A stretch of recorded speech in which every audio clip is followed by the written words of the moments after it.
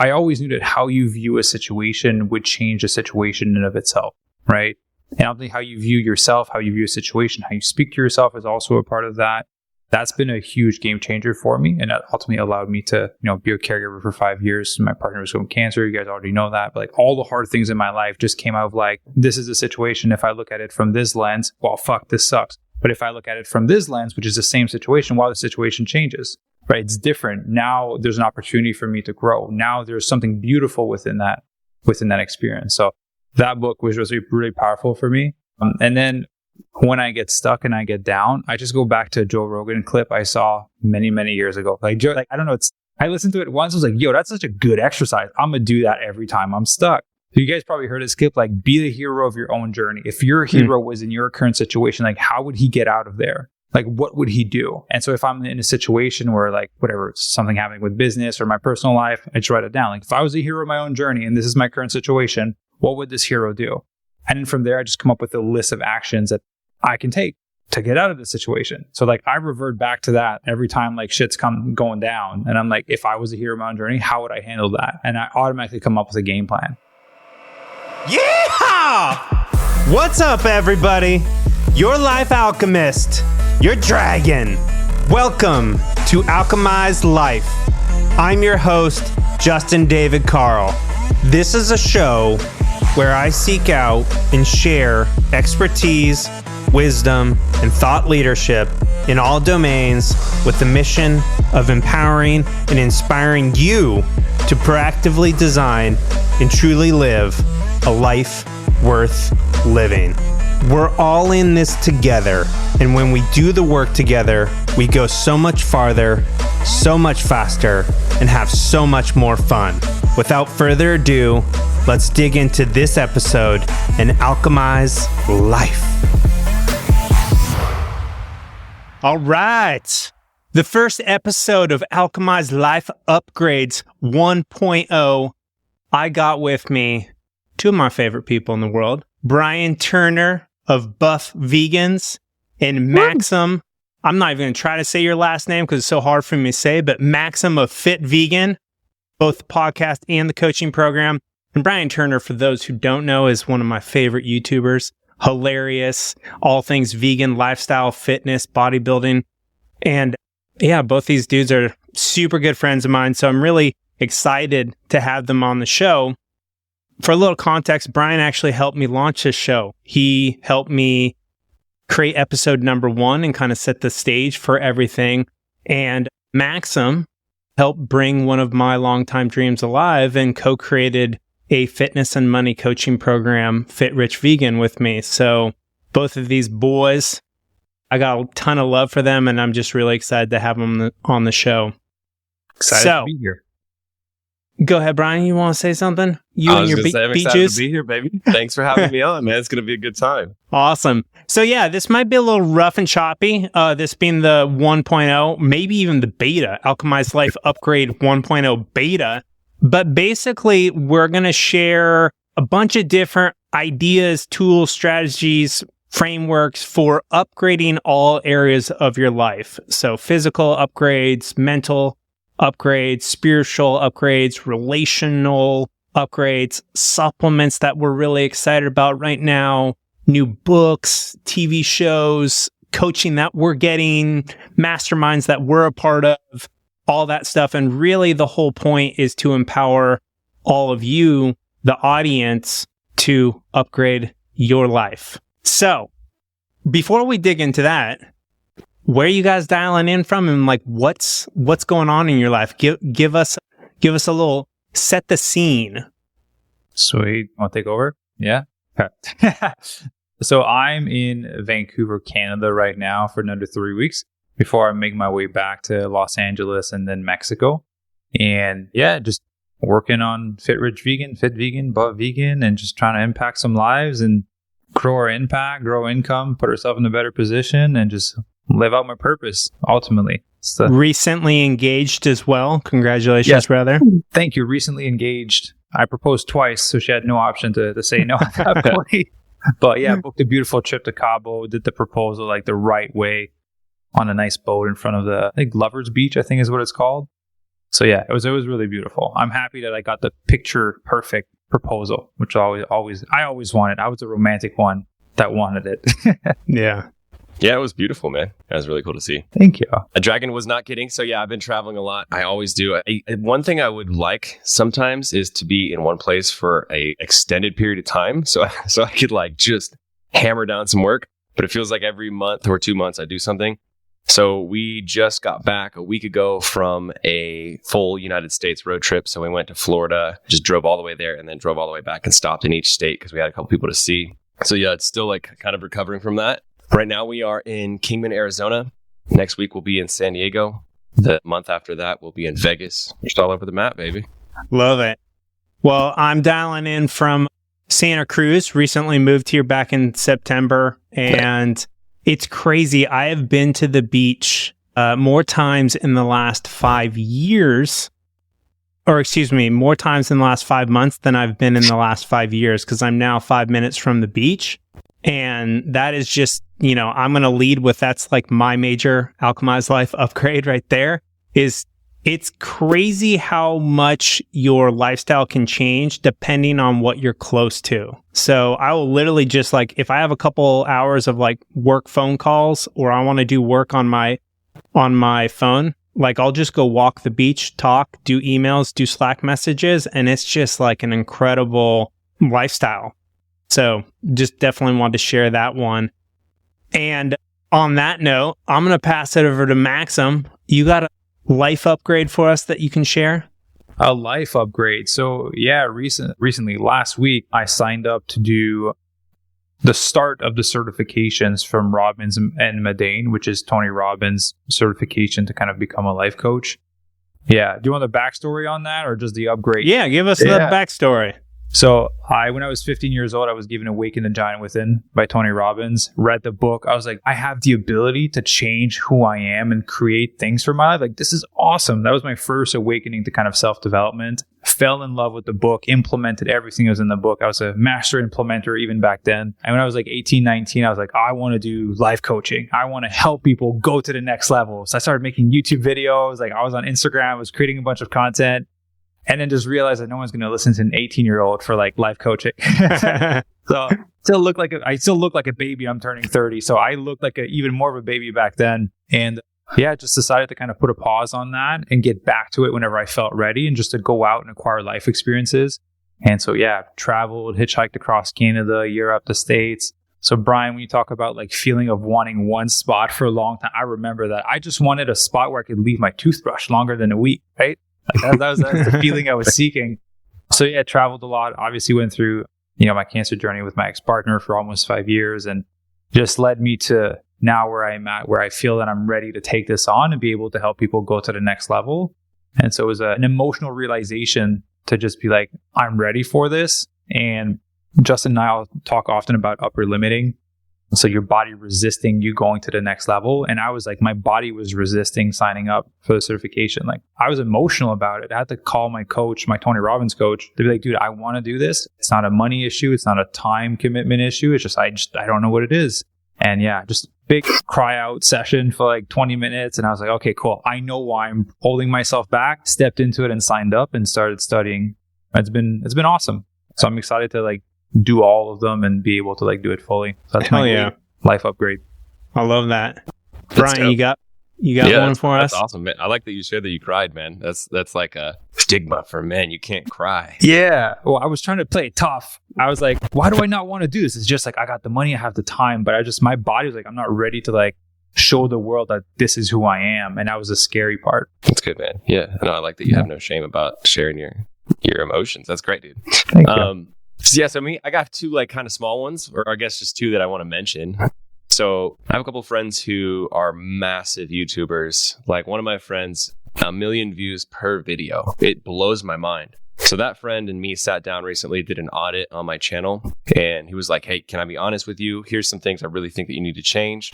The YouTube game is really different than it used to be. You used to just be a character and then people would watch. You could just put anything out. Literally, it could be out of left field. Your audience is all about fitness. And then you're just like, today I want to talk about having a family, and then people would still watch. Just YouTube it would bless you. Now everything is ADD, so everything is intrigue based. And so I had a conversation with that friend, and we made like kind of a plan. And so now basically every YouTube video that I'm trying to do right now is something that intrigues, so that you need to click the title, you need to click the thumbnail to figure out what this is about. Like, oh, that's interesting, but what is the answer? And then within the first 2 minutes, really capture their attention and give some sort of hook for the end of the video. So that's just like one of the things we talked about, but I'm doing like a lot of challenges and stuff like that. So it's kind of an overhaul for the YouTube channel. It'll probably take, the better part of this year to actually transition my audience into getting used to this type of video. But I'm just realizing this is what I need to do more. So yeah, it's just some like strategy changes for social media. And then the other thing that is really cool is kind of an upgrade for my partner more than me, but Sammy is about to launch her BPD life coaching. So basically life coaching, but just for girls who have BPD. It's a very niche life coaching, and it's super cool. And she's really excited about it. She's finished her book. The book is so polished. It's ready to go up.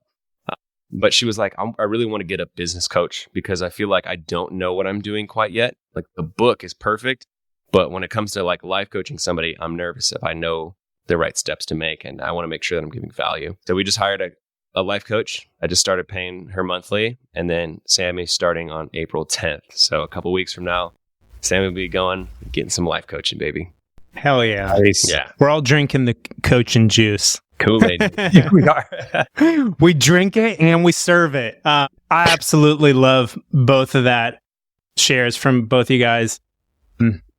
I share that with you, Maxim, about Tony Robbins. That was like one of the, initial books that I transformed my life when I was probably like 13 or 14. Like my dad gave it to me and I was like, oh my God, this neural programming and like you can, words are power and like you can transform your beliefs and be successful and you can transform other people. And I was like, oh yeah, I want to be a life coach. And, I really thought that dream was dead, up until really the two of you guys, because I tried to launch an online fitness coaching program 5 years ago and I could not get anybody to sign up. And then, lo and behold, I became friends with the two of you, and it's amazing what happens when you get the right people in your life. So really, absolutely love that. And I love your share too, Brian, because one of the big upgrades for me this year is I revamped my newsletter. So to make it super strategic. So I recognize that the most common thing that people, friends, clients, etc., come to me for is strategies, tools, tips, ideas for fitness, money, and life. FML. Like fuck my life. So me being someone who has a little bit of a humor, I was like, oh, that's a genius name for a new newsletter. So I called it the Alchemize FML newsletter. Tips, tools, and strategies to alchemize your fitness, money, and life to the next level. So that's just been really awesome for me because one of my long-term goals is to be an author. And I have kind of missed blog writing over the last few years as I shifted more of my focus onto Instagram and away from blog writing. And so this now gives me an excuse to write each and every week and really kind of solidify or crystallize the ideas that I have around, how people can optimize their fitness, money, and life. And so that's been like really awesome. It's just like work I love to do. And I feel like it's short, actionable. So it's small, like you said, Brian. It's like bite-sized. It's like intriguing. It's like, oh, 3 things, like one for your fitness, one for your money, and one for your life. It's not like, an entire 5,000 word blog article or a fucking book or like, an hour and a half podcast. Like this will probably be like, you can read it in 2 to 3 minutes and like get takeaways. So that's like really big for me.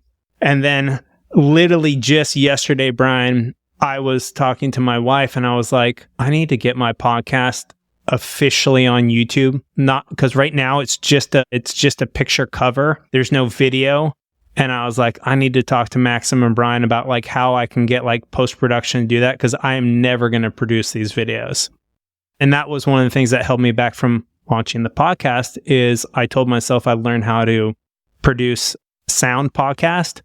And I told myself that for 8 years. And then Brian was like, oh, you should just get a production team. I know somebody. Actually, it used to be the team that Maxime was using to produce his podcast. So again, it's like crazy how your life can change when you just get the right people in your life. Yeah, you sort of manifested it too. You were like focusing on it so much. A lot of your focus and energy was put on it, and then just happened to fall into place. People you knew gave you the tips on how to do it. But yeah, it's also good that you told me this. I was just telling you before we started recording, YouTube actually just started a podcast section on YouTube. So it's not like you have to make your own. They really want to push podcasts to be hosted on YouTube. So now there's a section where when you want to post like a new video or a new short, it says post a new podcast. Literally, they're carving out a section of the industry, probably trying to take, market share from every other platform and put it on YouTube. Yeah. They're late to the punch, but there's such a big platform that they'll probably do pretty well. I mean, Spotify, what they did with Joe Rogan, like literally, to really take over the podcasting market. Because as far as I know, like the number one place people go to listen to podcasts is Spotify. And then I'm sure YouTube is shortly after that, if not ahead of it, just because YouTube's such a big platform. Yeah. Do you guys, is it going to be audio or video too? Are they making like a podcast video for it, or just going to try to do audio? Video. They need you to do video. So they're basically trying to make you want to host a Joe Rogan podcast where it's video and audio. But I'm assuming, I haven't looked into it, I'm assuming there's also going to be an audio app because there's YouTube music app, and I'm assuming there's going to be a YouTube podcast app, I'm sure. Oh, okay. Yeah. One thing, and your editing team can cut this part out, but Brian, your sound's really low, and Justin, you're really fucking high. So I have to like adjust my audio between the two of you. I'm just thinking from an editing standpoint, like the person's going to have to like kind of like change everything. But there's a huge difference between it. I don't know if you guys can hear it. Yeah, yours is low. Dragon's is nice and loud. I'm assuming that these are recorded in separate soundtracks. Yeah, they're all separate. Just adjust all the soundtrack at They're once. Separate audio. Oh, okay, cool. So it's not like Zoom where it's all just like one line. Okay, cool. Yeah. Trying to play with everything. Yeah, right, my bad. Yeah, that's ultimately why I went with Riverside, is because it does the independent tracks. Whereas, and plus the video quality is so much higher on Riverside. So when I finally do these on YouTube. On YouTube in full video, it'll be like awesome crystal sharp video. Okay, so cool. Yeah, my bad. Just thinking of your editing on the back end. We're gonna leave that shit in here. We want people to understand, like, there's so much shit that holds people back from starting their own podcast, their own YouTube channel, their own Instagram account, whatever it is, and it's just like, this is how it happens. Yeah, I'm the warrior, the one that makes sure that everything works out perfectly. Calm down, Max. Calm down. Awesome. Well, one of the other upgrades that I want to share, Maxime, you kind of already touched on it, but one of the books that really changed my life in the last, 6 to 12 months was The Big Leap by Gay Hendricks, which talks about this whole idea of upper limiting, where, and just to kind of give context to the audience of what that is, it's like you kind of have a certain comfortable temperature for each area of your life, like how fit you can be, how much money you can make per year, how wealthy you can be, kind of the quality of your relationships. And we'll do things and we'll like surpass that comfortable temperature. We'll break through to like a new income level. And then within like, a month or 2 or 3, we self-sabotage subconsciously. Basically, we turn on the air conditioning and bring the temperature back down to where we were comfortable. And this manifests in all sorts of crazy ways, like getting sick, like a phantom illness, injury, getting into conflict with your partner or your boss or a family member, getting injured. And I see this all the time with our coaching clients in Fit Rich Vegan. They will like reach this new level of like fitness or money success. And then they start like subconsciously self-sabotaging, and it's like crazy. And then I've literally witnessed it happen with me and the coaching program and my podcast and other areas. And that book is just so powerful for understanding that like we all do this repeatedly. Like we hit a glass ceiling and then we kind of push ourselves back down, or we get through that glass ceiling, but then we go back down. And just being aware of it has really unlocked me, because then I'm like, oh shit, I'm upper limiting. I've said it to you, Maxim, and I'll be like, fuck, I'm upper limiting. And I'll go work with my like breakthrough coach on like, so I can like not get stuck at a certain level. So I just wanted to share that one. Yeah, it's a really powerful book. I recommend it to a lot. Like you and a few members. Yeah, it's a game changer when you can start to become aware of it. That way you can kind of catch it, right? A lot of time it just happens and you don't know what's happening. You just say like, oh, I'm losing weight and I put it back on after, right? Or like I'm having this sex with money, but then I'm spending this money on stupid things and I'm just back in the original position. But people don't make the connection that it's like fully a mental thing. They just think it's like, that's who I am and I can't change it. So the book helps to bring awareness to it.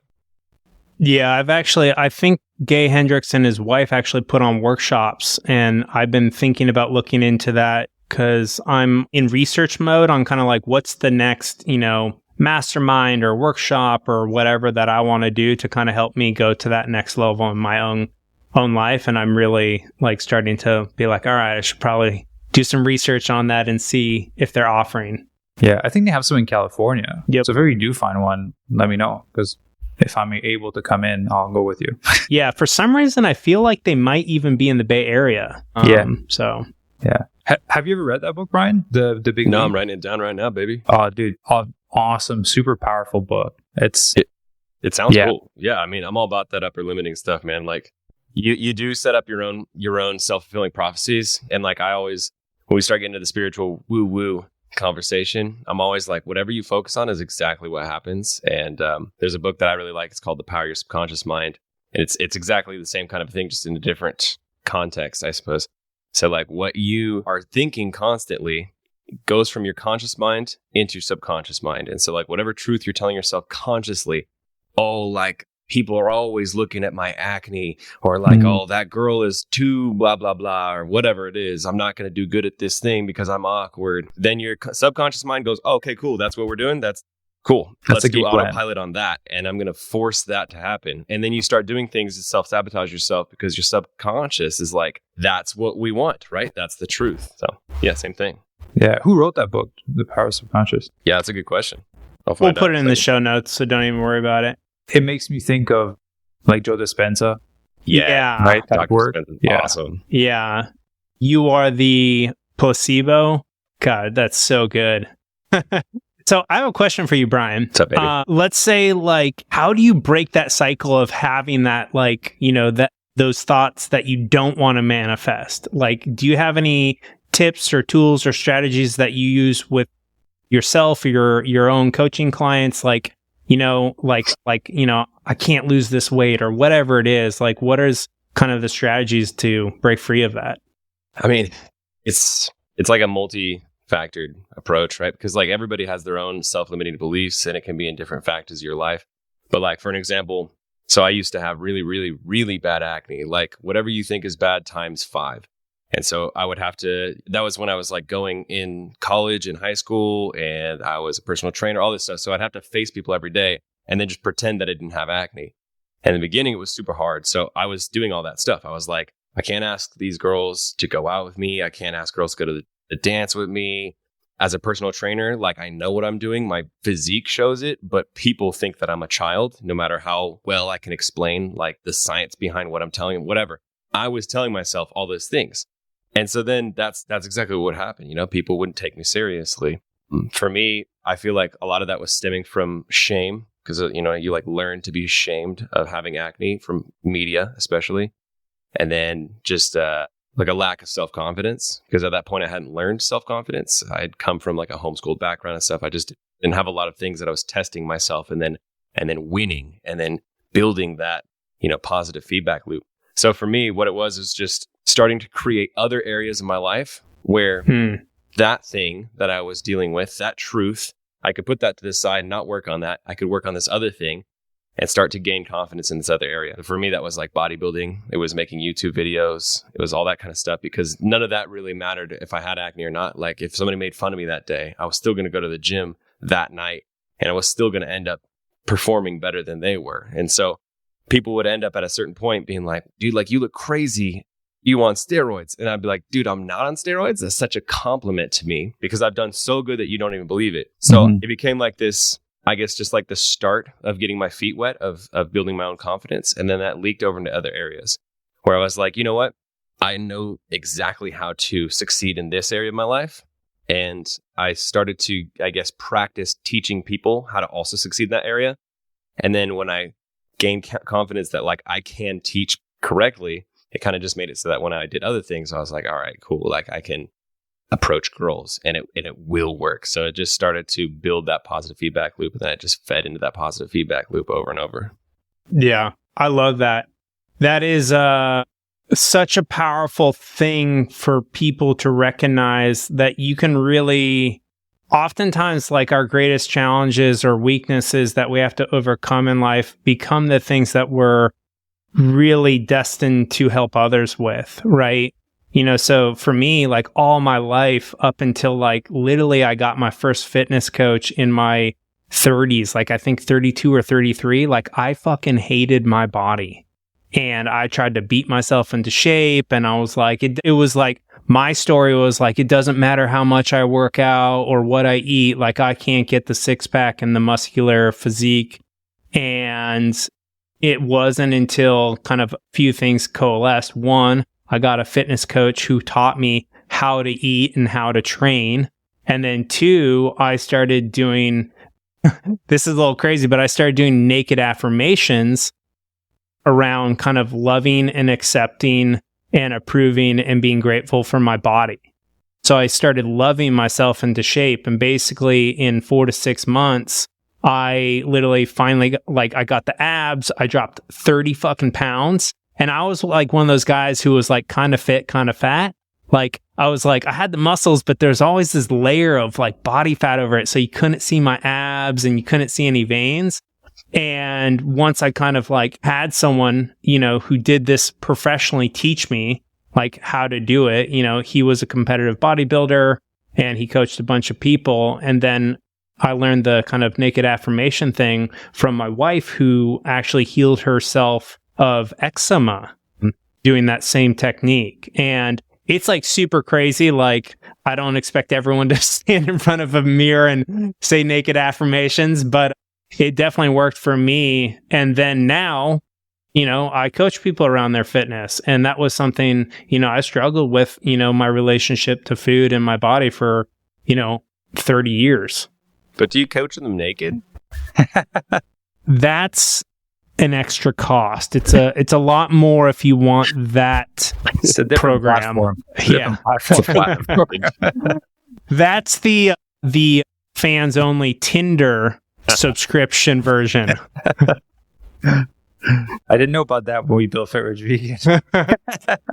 Yeah, you let the cat out of the bag, Brian. That was my side hustle. Sign me. Yeah, I just want to say, like, I'm super inspired by both of you guys. I'll just start off with Brian, because Brian, man, I've been following Brian on YouTube since his early days on YouTube, like way before Brian was vegan.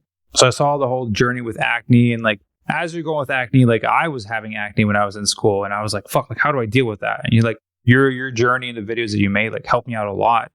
So it's crazy that now we're friends and we've connected the extent that we connected to, but ultimately like that really inspired me through when I was going through acne and when I was doing bodybuilding. So I was really skinny and scrawny growing up. And I was like, I want to build more confidence. I want to build some muscle. So I want you to know that it had that huge impact on me tremendously, that got me to like continue to go into fitness, right? Like it was like you, like Guzman and like tuning, like way back in the day, right? The like good old days of YouTube when it was done properly, right? I'll just put it that way. And Justin, we met each other maybe like, it was like 2 years ago. I think we like chatted on Instagram a bunch of time, and then one day you jumped on my live, and that's when we connected and we just vibed, and then it just kind of grew from there.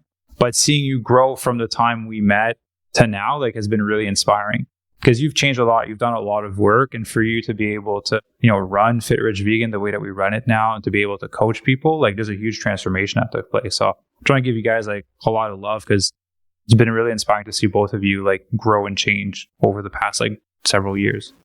Yeah, brother. A lot of love. I mean, seriously, like it's like I literally, when I met up with Brian for the first time, because Brian was one of the people when I first went vegan, there was like 3 main people that I followed, like all their stories, and like just learned how to live a vegan lifestyle that I could get behind. It was Nimai, Delgado, Brian Turner, and Derek Simnet from Simnet Nutrition.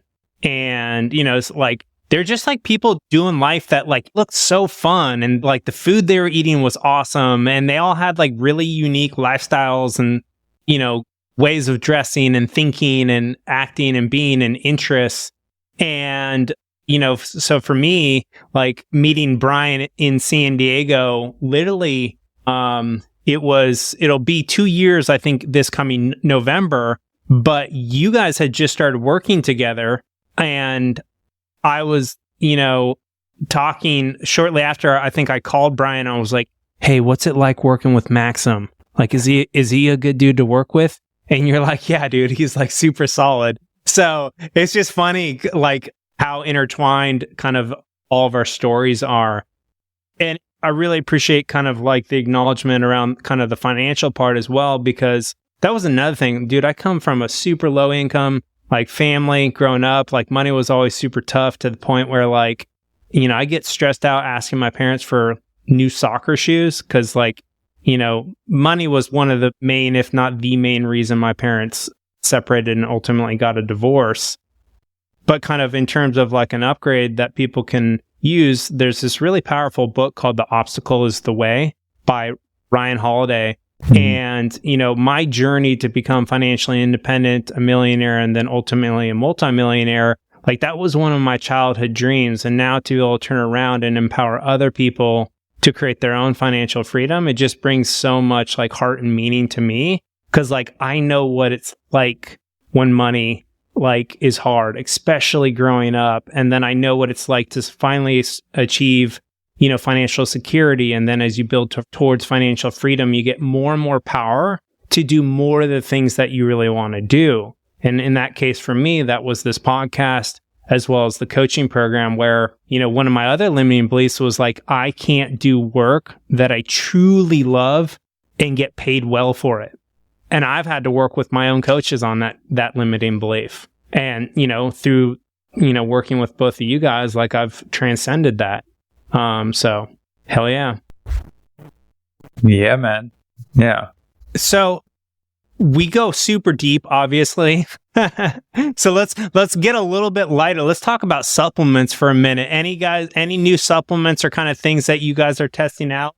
If not, I can and we can go back to being deep. I just want to lighten it up just a little bit for a minute. But I'm curious if you guys have any kind of new supplements that you're testing out or really excited about that you want to share.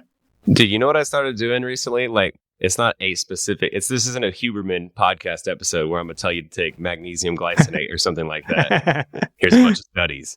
No, but you know what I started doing recently? About like 3-4 months ago, I was just having coffee as my pre-workout, which, yeah, that's great. Caffeine, just kind of like a decent amount, 100 milligrams, whatever. It had been like so many years since I used a legit pre-workout, and I started drinking like Monsters because I was on the road. And I was like, oh, okay, I don't have time for coffee. I'm just getting it at the gas station. And then I was like, oh, damn, I forgot how much better of a pre-workout it is than coffee. And so then it inspired me. And I was like, what about pre-workouts, man? I've been slacking on using pre-workouts because, I don't know, I just kind of moved towards being more natural or whatever. And then I started using pre-workouts, albeit I was using like half a scoop instead of a full scoop. But even just that half scoop, dude, there's other things in pre-workouts than just caffeine. Sometimes they will have dicaffeine malate instead of caffeine anhydrous. So have multiple different types, or EGCG, like different types of caffeine. Then they'll also have, beta-ine, beta-alanine, citrulline malate, like all this different stuff. And you just forget how good it feels, bro. It's a much better pump. It's been solid. Yeah. I never forgot because I'm addicted to pre-workout. I have literally I don't even know I think the last time I didn't have any caffeine or a pre-workout was when I got COVID the first time, like 2 or 3 years ago. And then the second time I got COVID, I was like, fuck it, I'm still taking my pre-workout. Oh man. I'm on the flip side. I cut out caffeine maybe like 2-3 months ago, and I've been leading off of it.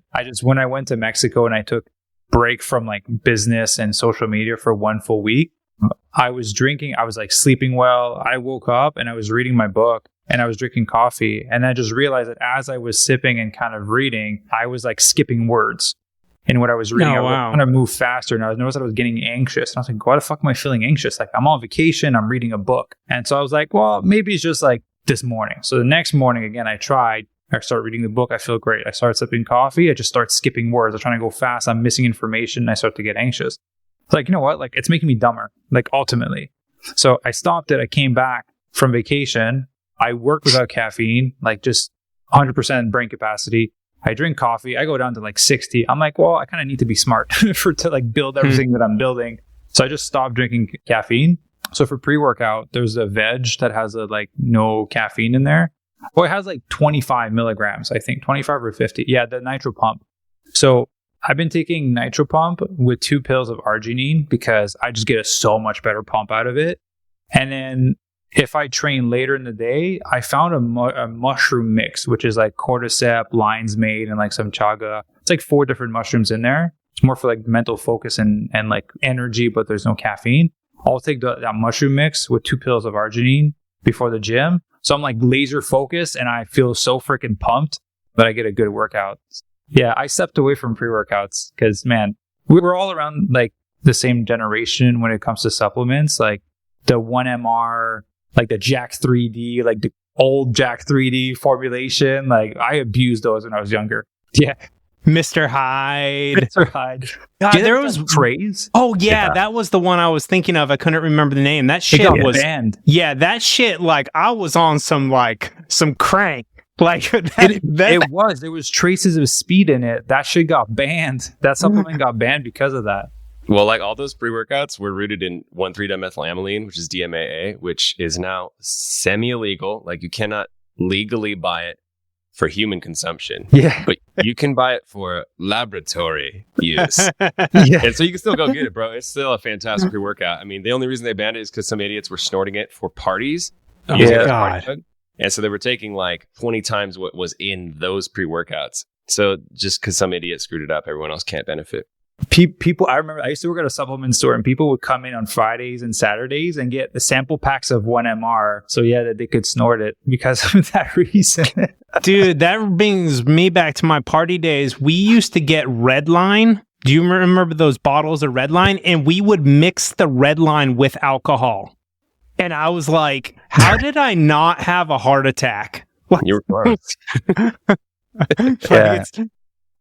Yeah, so this is actually a super interesting topic for me. So you guys probably know, and I think I've mentioned someone on the show, but like, you know, I have definitely battled addiction in my previous lifestyle when I was working in Hollywood nightclubs. Like I was drinking every day. I was smoking pot all day, every day. I was taking Adderall and did not have a prescription at all. And I feel like caffeine is like kind of like one of my last addictions. And I'm just like, I keep telling myself like, oh, like I'm going to get off this, but like not yet. Cause I've like let go of everything else. It's like, what the hell? I'm vegan. I'm sober. Like, I don't want to give up my caffeine. Cause like, and I know it's like a drug. Like literally I'll be like going to bed and I'll be like, oh, I can't wait to get up tomorrow and have some caffeine. Like dead fucking serious. That thought crossed my mind last night. Yeah. And I'm like, if that's not addictive behavior right there, then yeah. I never got to that level, I'll admit. That's the first time I hear that. So yeah, you definitely love coffee.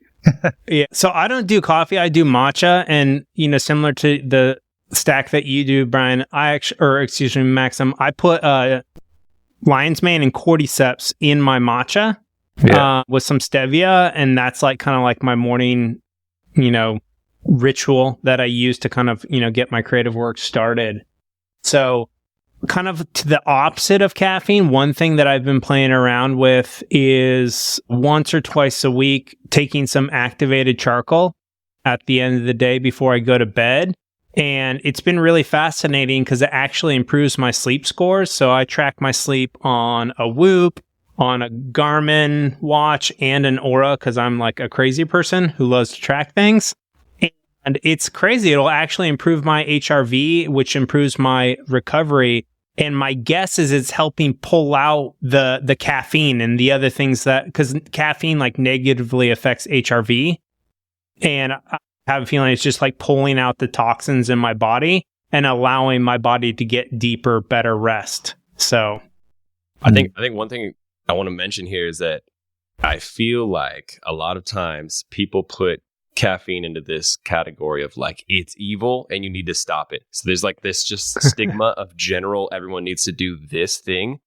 And so I think with any supplement, with any substance even, you should come up with what is, pro and con for you. Like, is this serving me or not serving me? Because like I'm saying, if I get better workouts in because I'm taking pre-workout, then trying to do what everyone else wants me to do because I'm like being more natural vegan and I get worse workouts over a year. If I get 20% better workouts, I'm gonna look 20% better. So if it's causing you to not sleep, if it's causing you to like be addicted and you're like, I need the next coffee and stuff, then you have a problem, you address it, etc. But I would say like, don't just generally try to follow what everyone is telling you is the best version of you because only you know the best version of you. Yeah. And I love that you said that too, because I never have caffeine. Like I stop all caffeine use literally pretty much always by at the latest on most days, like 7 o'clock, 8 a.m. And then I'm not going to bed for at least like another 12 hours. And so I know caffeine has a long half-life. I also know that like I'm very careful about how much I take because I know if I have too much, it makes me like anxious. And I also recently, kind of just speaking of kind of like addictions, for a long time I was taking yohimbine, which is another supplement that is often put into pre-workouts. And yohimbine actually gives me mild euphoria, and I really like it, but it significantly raises your resting heart rate, at least for me, by like 5+ points, and causes anxiety in a lot of people. And so I got off of it several months ago, and then like stupidly I was like, I'm going to try it again. And I had an incredible workout, and then the rest of the day I had massive amounts of anxiety and I had fucking complete shit sleep. And I was like, what am I doing? Like, it's not worth one workout to be anxious all day. And so I was just like, I'm like, this is like a mindset thing. Like I can go have an amazing workout, have some caffeine that doesn't make me like crazy anxiety, and I can get deeper rest and I can be nicer to my heart. And so like I stopped again, and I literally had to go throw it all in the trash because it was just sitting in my cupboard from the last time I'd weaned myself off. And I literally had to go be like a drug addict and like pour it in the trash and then put some like water on top of it so I wouldn't be like a crackhead and go back and try to get it. Yeah. So one thing I think that's coming out of like a common theme is we have a lot of self-awareness as to how things affect us. And so that's what allows us to make a decision, right? So like not drinking coffee or not drinking coffee doesn't make you a better person. It's just ultimately, if you can drink coffee and you're good with it, then go for it. If you drink it and it makes you anxious, then just don't drink it, right? There's no like golden rule that everyone has to follow. So like Justin's very self-aware of how some of these supplements affect him. Same for Brian, same for me. And so like you notice, we're all three of us doing different things, right? But it works for us because we know how it interacts with our body. So that's the only way I invite people to do is, just listen to your body. It's not because Brian's doing it or Justin's doing it or I'm doing it that you need to do the exact same thing, right? Just figure your own jam. Yeah. And I totally agree. For some people, yohimbine may be great. I just like noticed for me, it was bringing out kind of like the too much of the addictive side of myself, and the payoff that like good workout was not worth kind of feeling anxious the rest of the day. Cause like I'm pretty chill dude. Like most of the time, like I meditate every day, and being financially independent, I'm not worried about money, and I'm pretty chill. Like, but that would just make me fucking worry about everything. I'm like, what am I worried about? And then I just got right back off it. All the anxiety went away. So I just wanted to share that experience because I know yohimbine's kind of put in a ton of pre-workouts. And then I know some people just take it separate to kind of enhance their workout. If it works for you, great. But if you feel like you have a decent amount of anxiety, like make sure you don't take any yohimbine, or like test, like go off of it for a couple weeks and see if you just feel your baseline like serenity increases. Yeah, I think that you're saying like a few weeks to lean off of it. Because if you stop, for example, caffeine for like a week, you're going to feel like shit. Like your head's going to hurt. You're going to be tired. You're going to want to nap all day. So like give yourself long enough for your body to adjust to life without it to have a good baseline. Yeah. So you're like, I stopped caffeine for 5 days and it was horrible. I'm like, yeah, you're still like detoxifying from the caffeine addiction. Do a small amount of research on these substances that you're using because they're all drugs. We just have like cultural norms to what's not a drug and what is a drug. They're all drugs. But like Dragon mentioned, half-life, that is the amount of time for half of the substance completely to digest out of your blood system. So you can like time things really well. Also, like what is it activating in your body that's making you feel these certain feelings, whether it's like psychoactive drugs or if it's like caffeine. And say, oh, okay, it activates my adrenal glands. It makes me release norepinephrine, noradrenaline, whatever it is, right? Then go see how long can you take these substances until you basically built up a tolerance, right? And then you need to upregulate those glands because they're basically shot at that point. So maybe you need to take a couple of weeks or a month off of caffeine or 1,3 or yohimbine or whatever it is, so that your beta-2 agonist receptors or your adrenal glands can come back to a normal, amount of, regular like working. And then like you can decide whether or not you want to start again. But a lot of times we just get so used to our baseline. Like you'll have people who smoke weed every single day and they have no idea what it's like to not smoke weed. Same thing with caffeine. We have people who are taking like 4-shot espresso shots in the morning and then again at lunch. They have no idea what it's like to wake up and see what their actual body is feeling because they just mask it all with all these feelings. So that makes me laugh because when we're on vacation with Ivy, she's like, I'm like, oh, let's go to the coffee shop and grab like a chai latte or latte. Well, she's like, I need my coffee to go get my coffee. Yes. Yeah. Yes, that's Brian. One of the things I've always admired about you is your ability to use a supplement so responsibly and with so much awareness. Like I have literally witnessed you be like, yeah, I'm just kind of taking a break from caffeine or from like this supplement or that supplement. And then, I'll give it a few weeks or a few months and then I'll get back on it. Cause like, then I can like reap the benefits again. And I am flabbergasted at how you're able to do that, how have that kind of self-control. And, that's probably a limiting belief that I'm uncovering right now is that like, I can't do that. You know what I mean? Where the truth is I can do that. Like I've one of the other times I got off caffeine is I went on a vision quest where I was in the forest for a week with like no technology, like, minimal equipment. There was no caffeine and I was totally okay. Yeah. I mean, a lot of people don't know this, but if you follow me for a long time, you do know this, but I've been making YouTube videos for like 11 years. So that's a long time. But I used to be like a massive stoner, like every single day smoke weed. And I would always, well, not always, but sometimes I make a video or a podcast and I'd be like, look, dude, if it works for you, doing a little weed, whether it's edible or smoking or something, and then going into a workout, that mind muscle connection just is immense and you will get a better workout. And for a long time, that was true, like seriously better workouts. But then it's kind of like the same thing I'm talking about with this caffeine. There's this point where, okay, now it's not adding to my workout. It's actually taking away. Now I'm fatiguing earlier in my workout or I'm defocusing.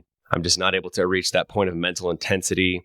Maybe I'm just so saturated with tetrahydrocannabinol in my system that smoking more isn't doing anything for me. And so I had at one point just pro and con list it and be like, is this adding to my life or taking away from it? And then I realized at certain points, after certain lengths of time, my usage would ramp up. And then I'd say, okay, now it's gone from being good for me, helping me be creative for videos, having better workouts, to taking away from all those things, me trying to shorten the amount of stuff I have to do in each day so that I can finish the working day and start the smoking day earlier. And then I was like, this is bad and I'm gonna stop. So that was like my first experience of looking at a substance responsibly. And then I just applied that to everything else. Cause I was like, why would you use caffeine if you're not going to go work out? I get it. I do. But like, that's the way I approach it. Like Sammy will be taking, like a double shot of espresso at 4 p.m. I'm like, are you about to go to the gym or are you about to go like do some work? And she's like, no, this sounds good. And I'm like, I can't understand that. And so we all have different ways of looking at substances. Yeah. Hey there. Just a few words about the incredible show sponsors for today's episode, and then we'll dig right back in. Today's show is brought to you by Veg Nutrition. Live better. So I'm actually a Veg elite athlete. And before I joined the team, I spent months doing my due diligence to make sure that the company was vision, mission, and value aligned with me, my values, my mission, my vision, and my lifestyle. I got to know the owners super well. I even got to know the person who formulates all the products, and they passed with flying colors. So I couldn't be more excited to represent a company that I feel so aligned with. And I want to tell you about two of my favorite products. The first is the veg pre-workout. So when I first went vegan, or mostly vegan, the last thing for me to go fully vegan was finding a vegan pre-workout that gave me the focus, the energy, and the power that I was looking for. And I can tell you, this is the best pre-workout that I've ever had. It gives me incredible focus and energy. And what's probably the best is it leaves me with no crash after I take it, which is great. And the flavors are so freaking good. There's literally peach mango and a Patriot Pop that tastes like, the firecracker popsicles, cherry lemon lime flavor.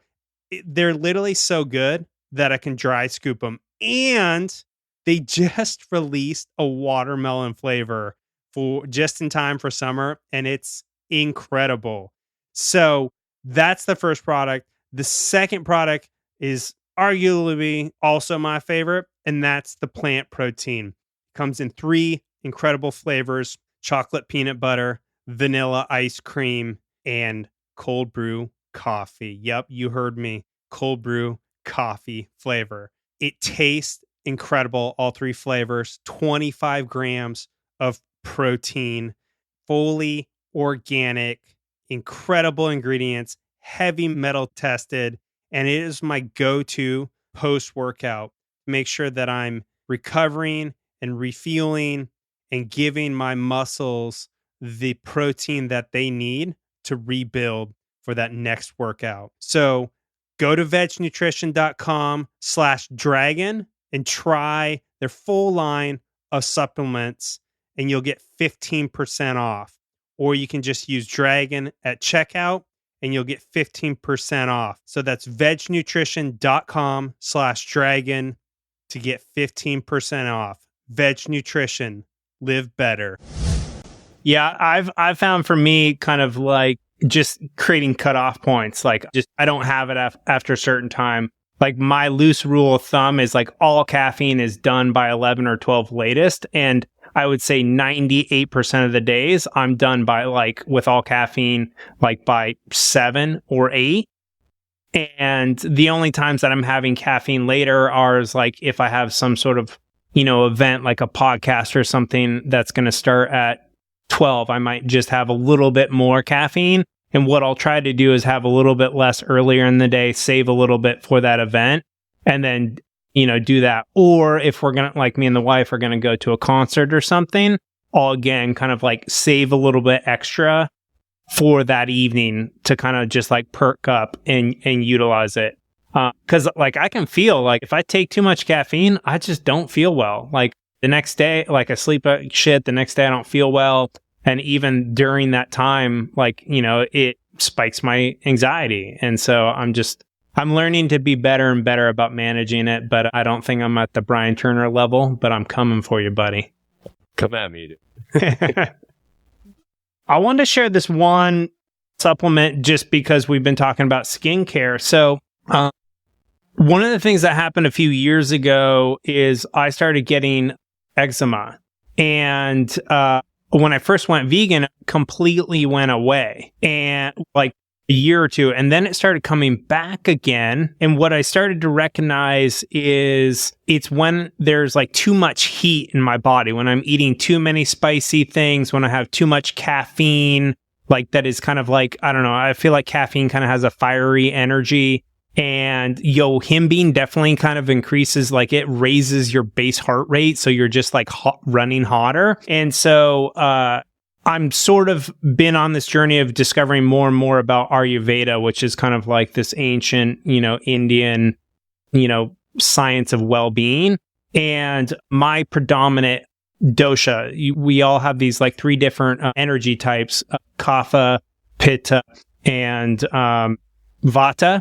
So kapha is like earth, Vata is like air and Pitta is like fire. And my main dominant sign is fire. Like, so I just naturally a very fiery person. And I'm naturally attracted to fiery food, like just like things that kind of aggravate it.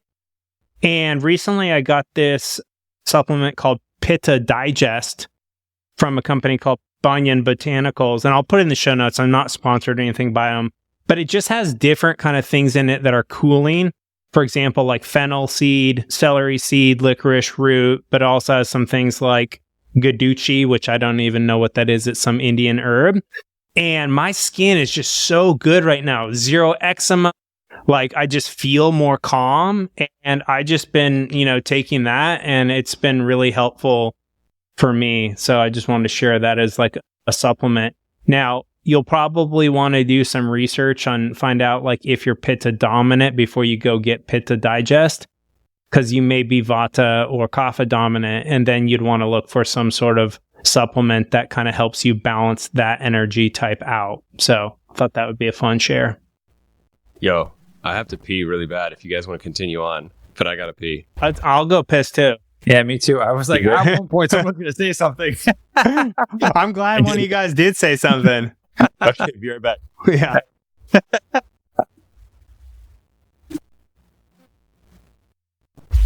Ouch. All right. That was perfect timing. I'm sure the editors are going to laugh. Hold on one second. I can't hear you. I said that was a good one. I think the editors are going to laugh real good at this one. Yeah. Yeah, we all just went and took a bathroom break. It was perfect timing. Oh yeah, I totally meant to mention that at the top of the episode that like if you guys need to like take a break or whatever, you guys probably know at this point, I love long podcasts. Like that's my favorite podcast type. Like I will listen to 3-hour podcasts because I just fucking love it. So I love to create long podcasts. That's why I booked you guys for 2 hours. But just know that anytime you can always take a break. Okay. I'll be good I only record for like 30, 45 minutes because I know I have to pee at one point. So after 45 minutes, I'm like, I'm maxed out. Yeah, I just finished my leg workout. And so I've been chugging water like crazy because when I get hot during leg workout. And so I was like, I know I'm going to be screwed halfway through this podcast. Dude, that's funny. We can start recording again, production team. I literally just did my leg workout today too. And I'm overhydrated as well. So let's talk about movement and workout upgrades. Like, what are some of the kind of like physical upgrades that you guys have incorporated into your lives over the last, few months or so, or this year? I'll start. Two things, dude. One, go follow Squat University. It's not all about squats. That's where it started. Great page, dude. There's one stretch that if I could point my camera down, which I can't, I would show you. But it's like the end all be all stretch. If you're gonna be lazy and not do all the other things, just do like 10 reps of each side of this one thing. It's kind of like doing doing a large lunge and then threading the needle through with one arm and then turning your whole body and going up. Whatever, you'll find it on my university. I know exactly what you're talking about. It's so good. I wish it had a name. Yeah, basically you get into almost like a warrior pose, but you go really low, and then you take like the arm that would normally be pointing backwards and you thread it through your legs, like next, above, but above your crotch, under your leg, and reach as far as you can. And then you pull it back out, and then you raise that arm over your head. So you're torquing your body and opening up your chest. And that is an incredible kind of like so good. You open your groin. You do a little bit of thoracic opening. Your lumbar gets twisted. Everything's great. Anyway, so that's like my favorite stretch that I've added recently. I do it every single day. And then the other thing that just in the last couple of years I changed, but I also just noticed this with somebody that I was working out with recently. They were telling me about how much they can't do a certain exercise because they get a certain pain in their leg. And I'm like, dude, I know what you're talking about. If anybody knows what you're talking about, me. I've been living for 15 years, somewhere around that 9-year mark, 10-year mark. Started having a problem with my shoulder. Basically, I was having like internal rotation on one shoulder. I was having one oblique turn off, so my hip was behind me. It was causing pain in my knee, caused my calf to stop turning on in squats and all sorts of different leg exercises. So then, because my calf was off, my knee was hurting. Because my oblique was off, my shoulder was rounding, my left shoulder was hurting. And so those are factual, objective things and you can fix those things. But then I started creating this belief in my brain that I had problems and everybody else, it was unfair because they aren't taking me as seriously as me, but things are just falling into place for them and things aren't falling in place to me. And so like, no matter how much therapy I was doing, I just wasn't able to get past a certain point. I would get it kind of better and it would kind of feel better, but it wasn't, oh, I can go bench, I can go do pull-ups, I can go do squats and have no pain. And it took a really long time and partly from reading some of these books that we've talked about already and a couple other books that have really changed my perception of you create your reality. And so once I started changing that, a mantra that I kind of always put in my head whenever I'm doubting a movement or my body hurting or something like that is like, literally, you were created from DNA, right? Your DNA is the blueprint of everything that you had when you were pain-free and you were perfect before all these problems, right? Your body was perfect and you still have those DNA. That's what your body rebuilds cells when it needs to rebuild anything in your body. It just works from that blueprint. So you have 100% perfect blueprint. If you just start believing that your body can literally create anything, it can repair any injury, it can repair any cellular damage, any sort of, twist in your body that's tight here and loose there. Your body knows what it is originally supposed to be at. And right now you were just off base. So just changing that thought process for me, changing the truth that this hurts right now, but I guarantee myself it's going to get back to a point of being perfect and not hurt anymore. That has literally manifested into me literally not having pain anymore in my right knee. I'm now able to barbell bench. I'm able to do pull-ups, all sorts of stuff that like 2 years ago was tearing me up. And like I literally seeing it in how my physique is like presenting now. That's huge, dude. That's beautiful. Yeah. So when you came and visited me last year on your Epic Van Tour, you shared some of that with me, and it really actually, so I used to always get like this pinch in my like right trap neck area that would just like make my head like headache, or like, and it was anytime I was doing like pushing movements or like too much pull-ups, it would just get locked up. And I really started kind of like utilizing that kind of belief that like I could heal myself from that and become pain-free from that. And the awesome thing is that I have, but you just made me realize I got that all healed up, but now I've been dealing with this. Like I pulled my groin like 6 to 8 months ago. And for some reason, I haven't given myself permission to like heal that and for that to come back into like perfect balance. And so I literally have basically been unable to run, like hard run. And I love to do like sprints on the beach, on the sand, or in grass, like barefoot. And I've just kind of been like, well, I guess I don't get to do that until this gets better. And it might be a year or two. And I'm just recognizing in this conversation, like, dude, I'm just like holding that belief in place. Yeah. Sometimes you got to give yourself permission to heal. But then also sometimes I feel like we become so confident in our own spiritual knowledge, how enlightened we are. And then it's almost like, God, universe, whatever you want to call it, is like, yeah, you think that the truth makes your body feel good? Here's another problem that's going to test whether you actually believe that theory or if it just worked once and you're like, now I know the truth. So maybe you're being tested again. Yeah. We forget that we're students sometimes. Mm-hmm. Yeah. Well, I'll bring up one that kind of is related to my neck and just kind of making my whole kind of shoulder area super strong. So moving to Santa Cruz, I got to join this awesome gym. It's like, they call it the Mecca of the Northwest. It's Santa Cruz Power Fitness. The Mecca of the North, or of Northern California, whatever. Anyways, it's Santa Cruz Power Fitness. It's a total bodybuilder's gym. There's just like massive amounts of awesome equipment. And I just had the good fortune to meet both the owners like on the first day I went to the gym. It was just like, divine timing, ordained, whatever. And so Camille and Chris are the owners. And Chris, like, he has become a friend of mine. They're both friends of mine, but he actually taught me how to use weighted batons. And weighted batons are incredible because as you start to do these movement patterns that go horizontal across the front of your body and back behind your head, and you're like spinning these batons like all over the place, it just creates so much mobility and strength in your whole like shoulder girdle area. And like now I'm like, I use them to warm up, and I have heavier ones when I want to like build even more strength. And I feel like such a fucking badass, like swinging around like a weighted baton in the gym.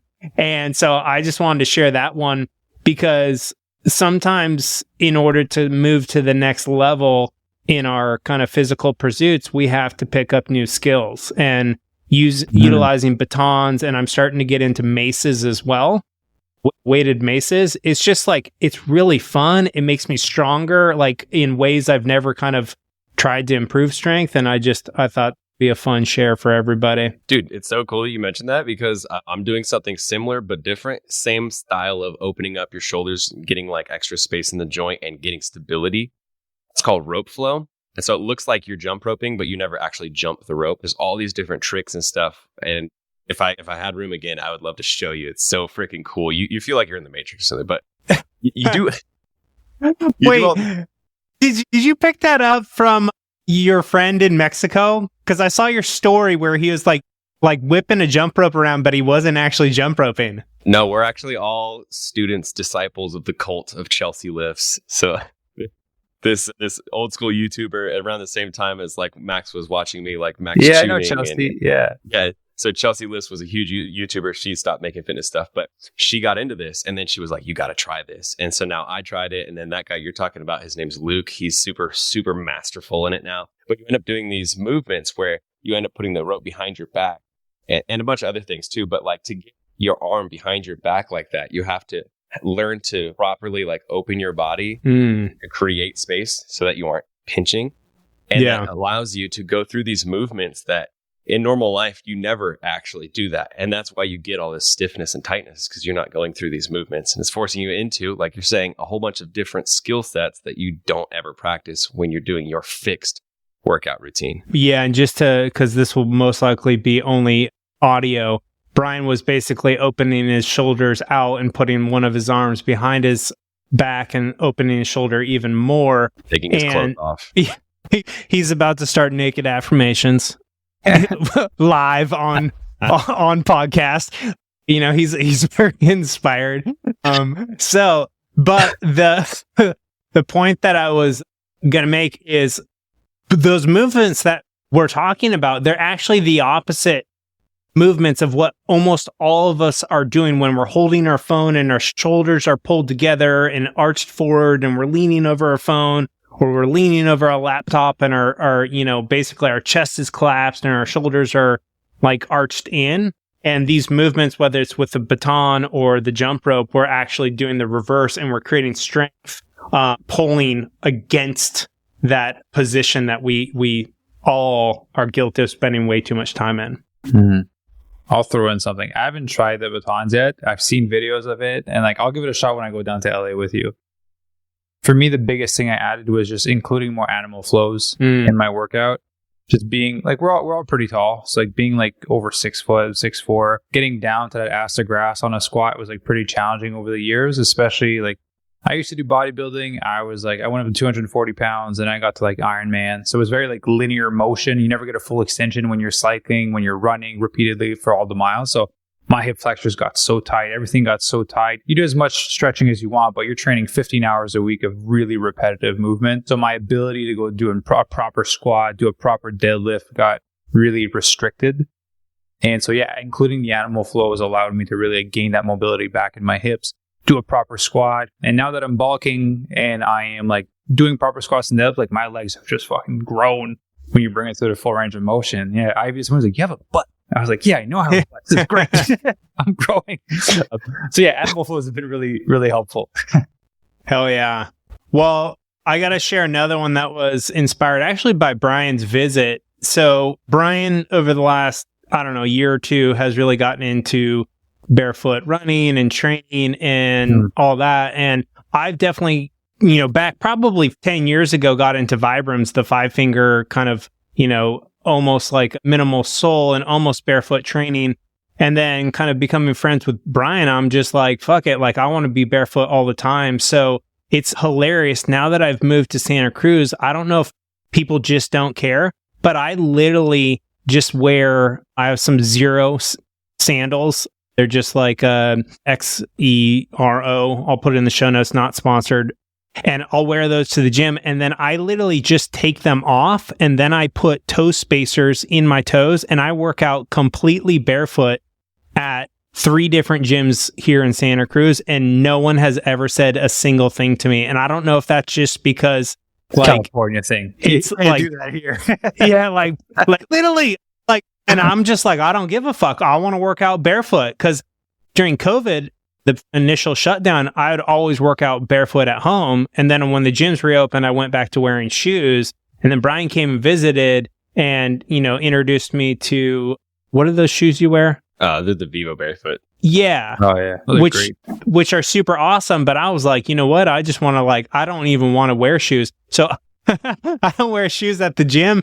And then recently this week, because I'm re-upping kind of like the cardio that I'm doing as I'm getting shredded for my 41st birthday, I'm now doing the Stairmaster in the zero shoes. So basically barefoot. And my feet love it. God, I love doing Stairmaster without shoes. And then some 50-year-old lady who's got a stick up her butt comes over and is like, you got to put your shoes on. And I'm like, we're all disgusting here. The shoes that you want me to wear, I just walked in front of the urinal with those shoes. So they're no better than my feet. Just say. Yeah. Yeah, those zero sandals I was looking at. I have some, what are they called? I forgot what they call. I have some minimalist sandals. Vivo Barefoot's awesome. The Vibrams are great. Yeah, toe spacers are awesome. But it takes a while for your foot to get adjusted to 100%. Change.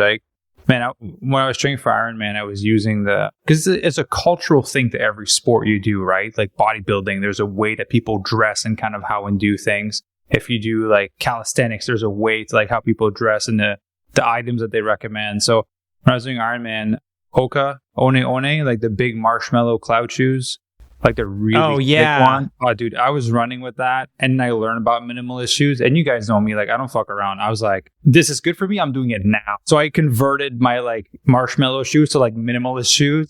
And man, my feet and my calves were sore for 8 months straight. I could barely walk in between my workouts because my foot was like, dude, what are you doing? Why are you running so much with no cushion? So yeah, ease into it. If you're hearing this, that's a great idea. Ease into it for sure. Yeah, a lot of pain.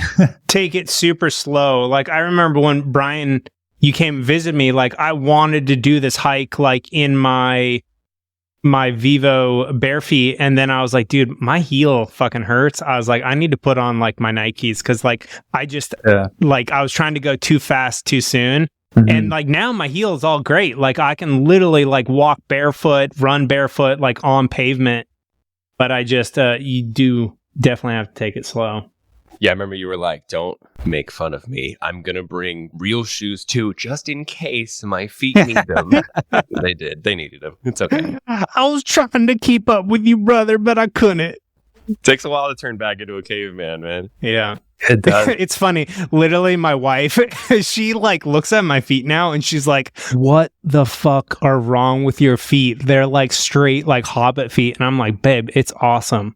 Just embrace it. Yeah. You got to let them spread out, man. We wear these shoes that narrow up your feet and then they turn off all those muscles in between the toes. And then your calves turn off because they're always supported by a squishy little 4-inch spacer thing, dude. Man, I don't know. I don't know how people do it because I've actually never worn those kind of shoes. I've always been barefoot.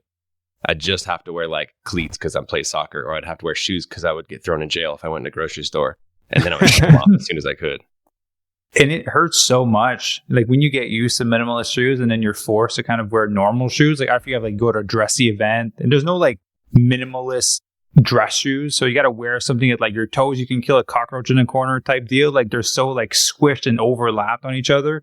They hurt so much. Even cycling shoes are not made wide. They're just you're just constricted. I gotta say though, I saw Brian did some stories and posts when he was dressed up in Vegas and he was wearing all black Vivo barefoot shoes. And I was like, yo, that looks pretty fucking good, dude. And I assume you were able to get in the club with those, right? I thought I was good. Yeah, I thought it would be a problem, but nobody cared. That's awesome. Yeah. There you go. Look at you, trendsetter, just changing the way people club. Now people are clubbing barefoot. Let's not get to that point. Awesome. Okay, let's get deep again. So let's talk about either spiritual practices or kind of like psychological, mental meditation type things, that tools or strategies or things that you guys have been implementing over the last few months that have moved the needle in your life? Yeah, I mean, another book. It feels like we're always mentioning books. We're a bunch of book nerds, but it says a lot about us. I know, right? You learn a lot from books. But there's this, I guess, a team. I don't know. It's a husband and wife. Their name is Jerry and Esther Hicks. Yeah, Dragon already knows. He knows who I'm going to go to. But this will sound real crazy. So you could just forget this part and just actually read the book and forget this. But they channel a spirit called Abraham Hicks. And it's actually like a legion. It's like a huge quantity of spirits who are just speaking as a name of Abraham. And then they speak through Esther. So she's channeling the spirit. And so she will literally like speak on stage. It's actually pretty wild, where she'll be herself. I'm Esther Hicks, da da da. Well, thanks for coming to the workshop. And then she'll be like, okay, I'm going to channel. So then she'll sit there for 5-10 minutes, meditate. And then all of a sudden she'll channel this different voice. And it sounds like very angry Russian. She all of a sudden is talking like this. She's Abraham Hicks now. Really weird. But the books are fantastic. And the one that I think is really great that I started with is Ask and It Is Given. And all of this stuff always kind of lands in the same area of like, whether it's manifestation from your subconscious and conscious mind agreeing with each other, or like breaking your upper limit ideas. It's all like changing the way you think. But the thing that's really cool about her style is it's law of affirmation, but it's really like understanding that you are a powerful creator. Every human by default is an extremely powerful creator. A lot of us have just been stigmatized and socialized to think that we aren't. Somebody else is more powerful than me. I don't deserve to have this power, but this power is innate. So the flow of abundance, the flow of wealth and abundance, the flow of good things is actually natural. That's like the natural state. So good things really do come to every one of us. What happens is as we grow up, we learn to resist that flow. And so we put up these obstacles and these blocks that disallow that fantastic flow of abundance to come to us. So learning that you are the creator of your own world and your words are extremely powerful. So changing the way that you speak, and then trying to identify what it is in your life or the way that you think or your psychology that is causing you to resist the flow of abundance. Those two things have been massive for me. And yeah, I just wanted to share it. I feel like if you want a book, then that's the one I think you should read. Yeah.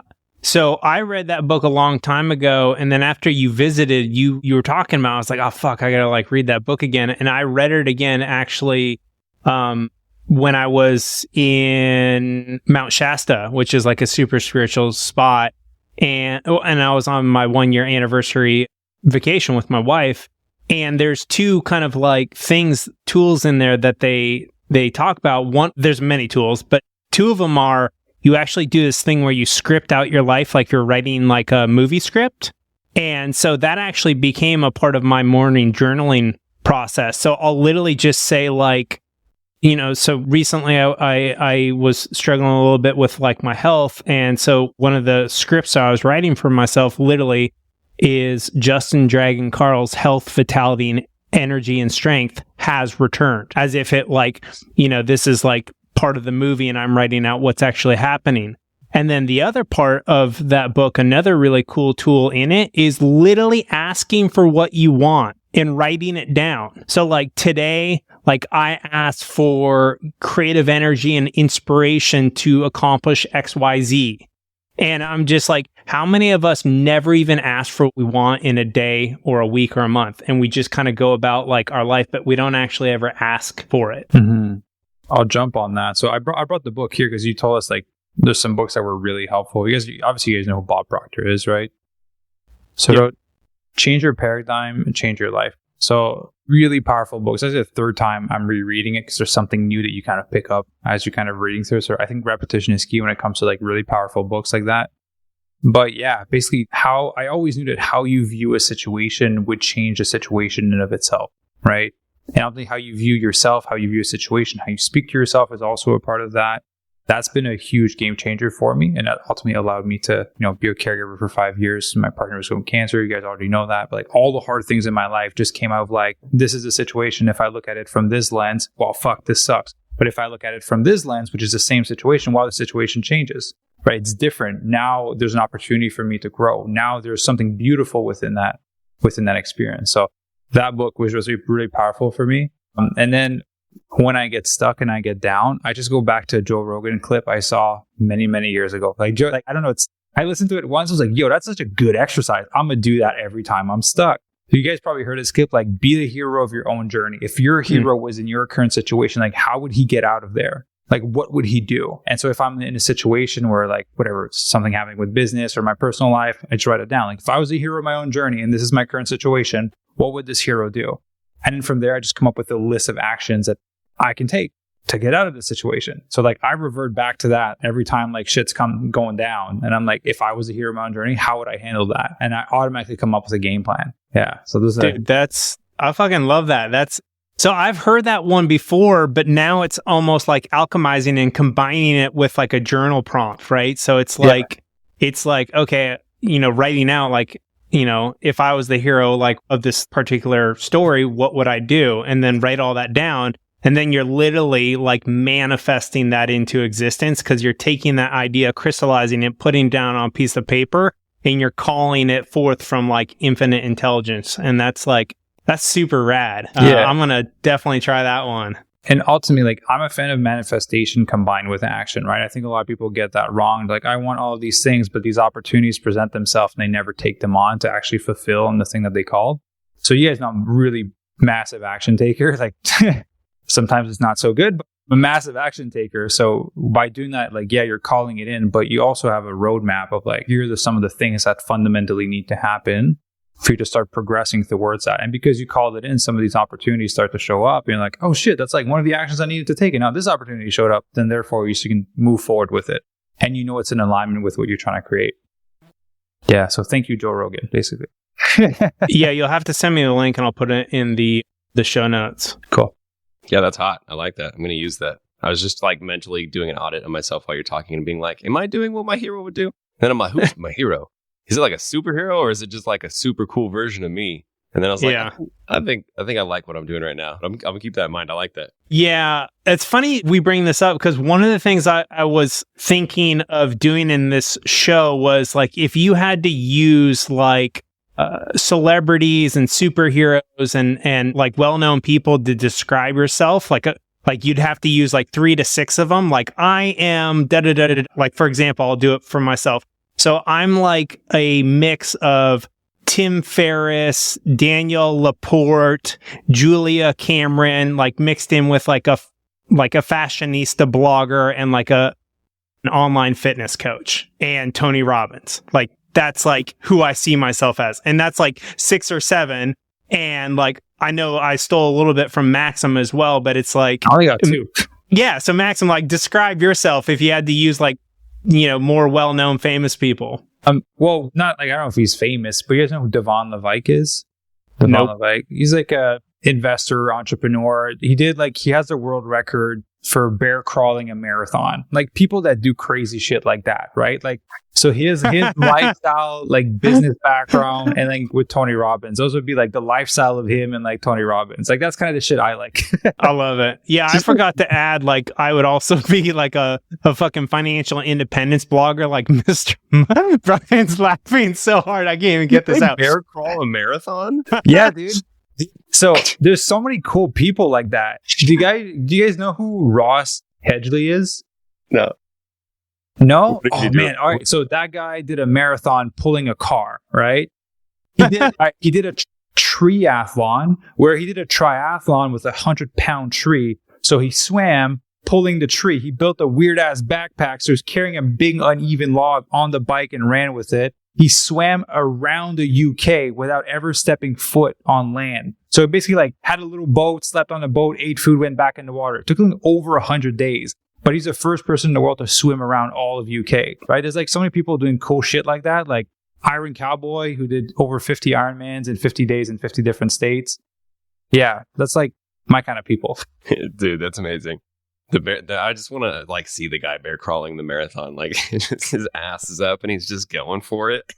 His hands taped up and all. Yeah, you can Google it. Devon Levike. Yeah. That's dope though. That's all that stuff. It vibes with me too, because I'm always like, man, we get so comfortable and we get really, really into our autopilots. Oh, this is nice. I like my morning routine, yada, yada, yada. And I feel like not as men, but as people who have masculine energy, I feel like sometimes we should audit ourselves and see like how comfortable are we with our life.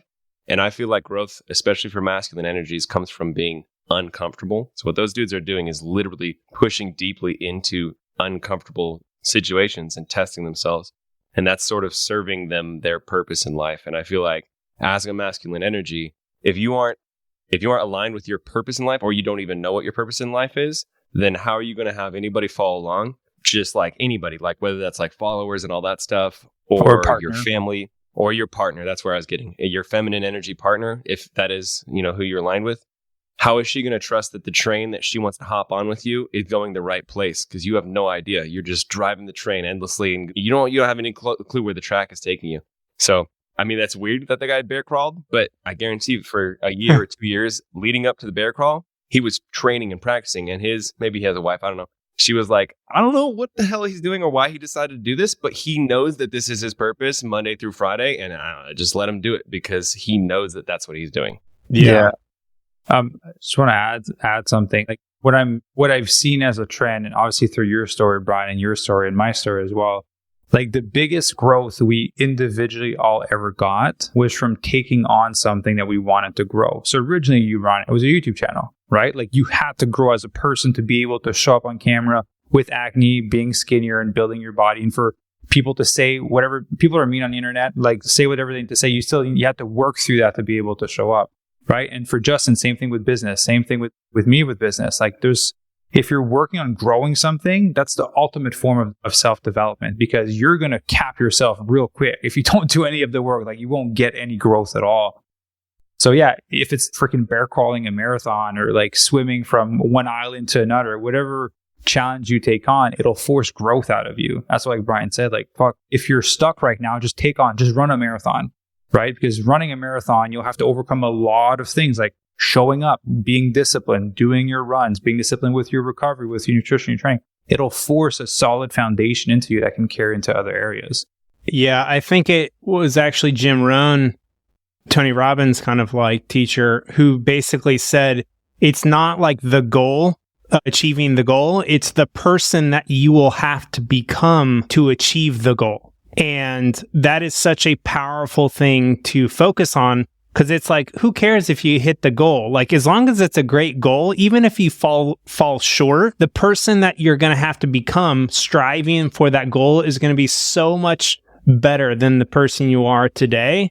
And I think if you can attach yourself to that, then it's like you're falling in love with the journey, you're embracing the process, and really like understanding that the process is the prize. It's not the, whatever achieving the goal is. So I love that. Sometimes also, man, like you get stuck. If you like live your life like a video game, you're playing the main quest and for some reason you can't find the door or whatever is the next part of the quest. And then you're like, I suck at this game. I hate this game. And so that could be like your career. I want to do something better with my career and I want to get farther along with it, but I just keep spinning my wheel. I don't know what it is, right? And so you can keep, jamming on that and trying to figure that out. But sometimes it's nice to just do a side quest. And so side quest doesn't necessarily have to end up making you a ton of money. It doesn't have to be a side hustle or something. It's literally something else. Because like humans get so much from feeling progress. And then when you do that side quest, even if it's bear crawling a marathon, you start to get all of this. First, you get to frame your like mind in a different way, but you start to feel all these successes and also push through discomforts. And so you start to become a victor in your own mind. And then you can take that mindset back over to your main quest. But like Dragon brought up that I was doing barefoot a couple years ago. I've been doing it my whole life, but then I kind of made it like a thing. And so I was really going every single day to this is like a 7-mile hike, 3.5 miles up and down a mountain, really like cheese gratery pebbles. And so the first week or two I was doing that, I had these blisters that were like size of maybe like $50, like really large. And I was listening to Goggins at the time. So I was like, really like, just kill yourself. It's okay. It's awesome. Pain is... We all had that phase at one point. And so I would like do the next day with blisters on my feet and it would hurt so bad. And I get to these points on the hike or the run up the mountain where I'd want to turn back. But then I was like, but why? Like, am I going to die, or is it just going to hurt really bad? And so then I would just push farther. And so that was separate from what I was trying to do with my main quest, but it gave me this really great, like I was saying, like a mindset, this frame for my brain to just push and become a victor in a different area of my life and then carry that over. And that was really fun. Hey there, just a few words about the incredible show sponsors for today's episode, and then we'll dig right back in. Today's show is brought to you by Fit Rich Vegan. If you're ready to get in the best shape of your life, double your income, and 10x your savings and investments, then this is the coaching program for you. But wait a minute, Dragon. Isn't this your coaching program? Heck yeah, it is. I spent the last 8 years mastering my fitness and my finances, and I've built an incredible coaching program with an incredible team to help you get the body of your dreams and finally achieve that level of financial success that you've been seeking. So if you want to find out if you're a good fit for the program, go to fitrichvegan.com and book your free consultation today. Or you can just DM me on Instagram with the words FitRichVegan, and we can chat about if it's going to be a good fit for you. I'm committed to empowering people to actually achieve their fitness and financial goals. I spent the last 20 years trying to figure this out on my own. And what I realized is the key to doing it is not doing it alone. You have to have coaches, you have to have mentors, and you have to be a part of masterminds. And that's exactly what Fit Rich Vegan has. It has coaches, mentors, and it is a mastermind. So again, if you're ready to book your free consultation today, go to fitrichvegan.com or drop me a DM on Instagram. I love that. Now, I'm just going to have to weigh in because I'm a bit older than you guys. Like, I'm turning 41.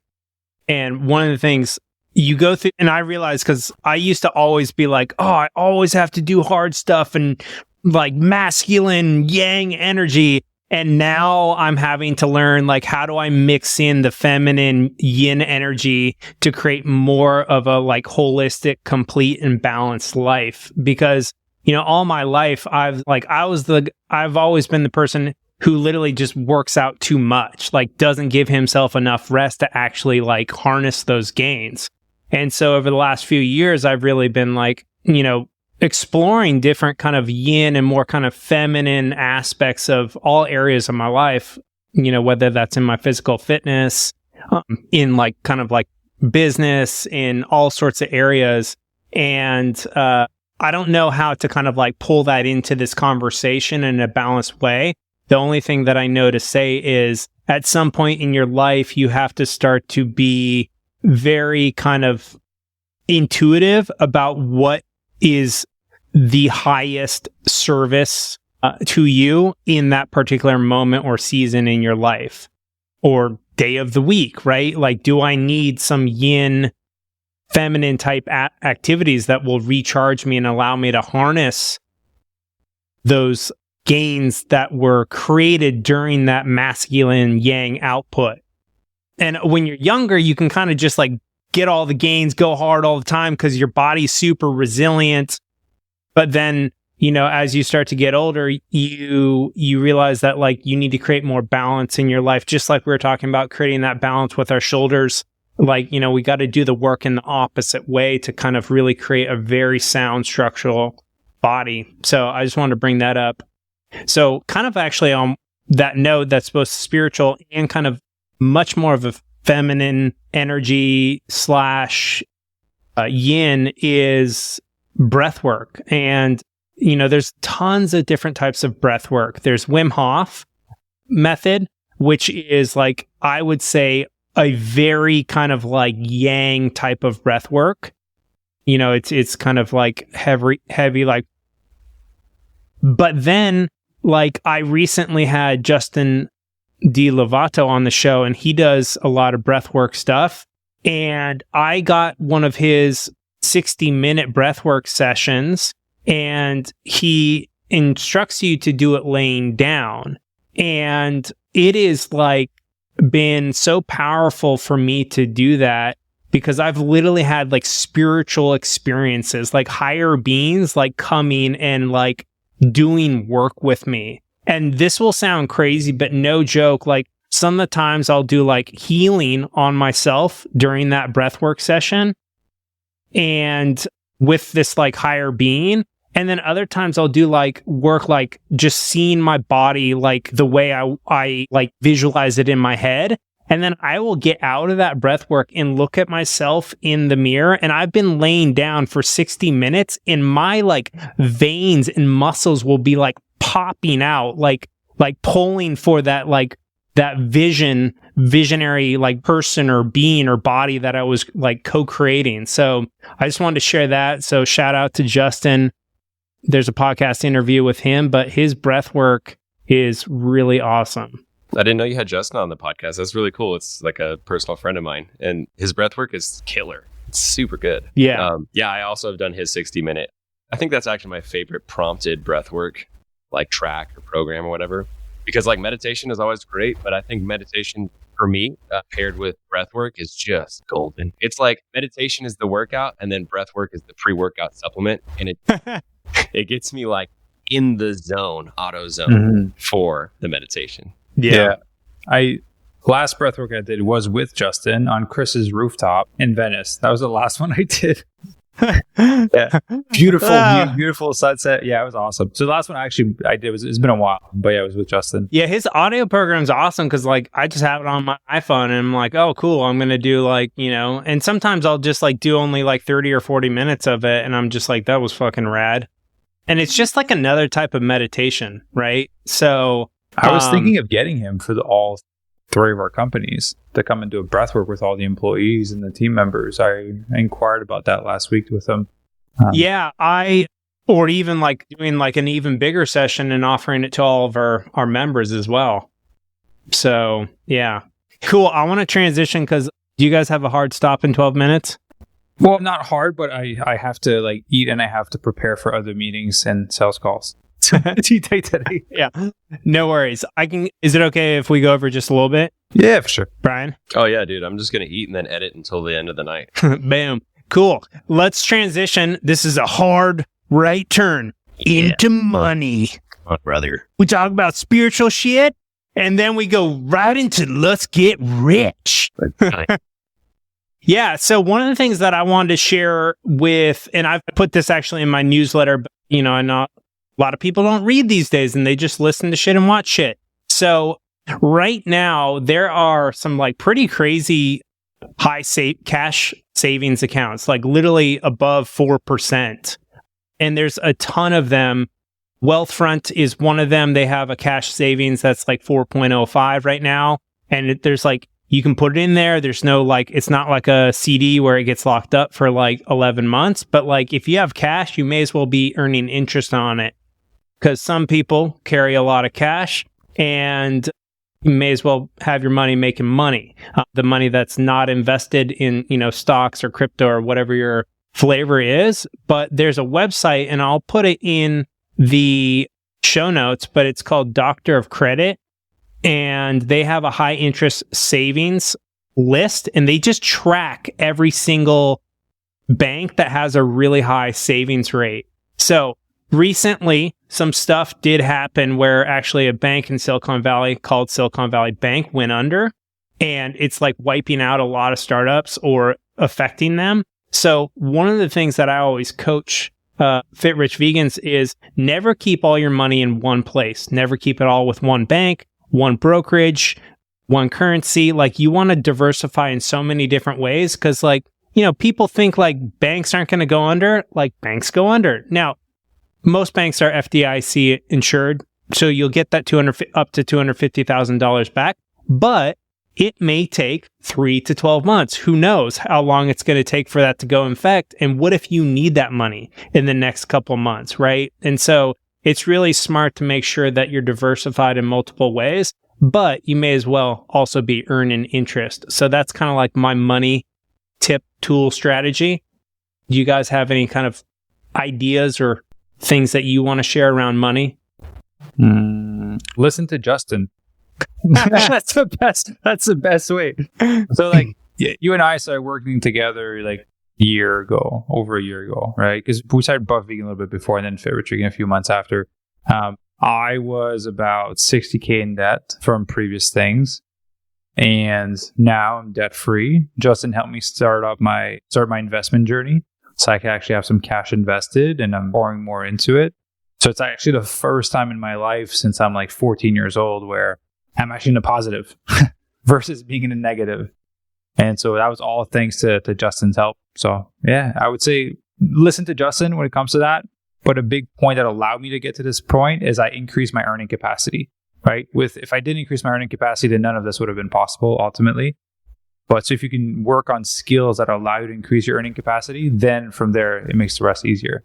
Yeah. And I just I want to set the record straight. Like Maxime has he does 7 figures in revenue. Like Maxime, he's on the fast track to being very, very wealthy. He just now is really starting to build that wealth. Because a lot of times what happens to people is as they earn more, they spend more. And this is called lifestyle creep.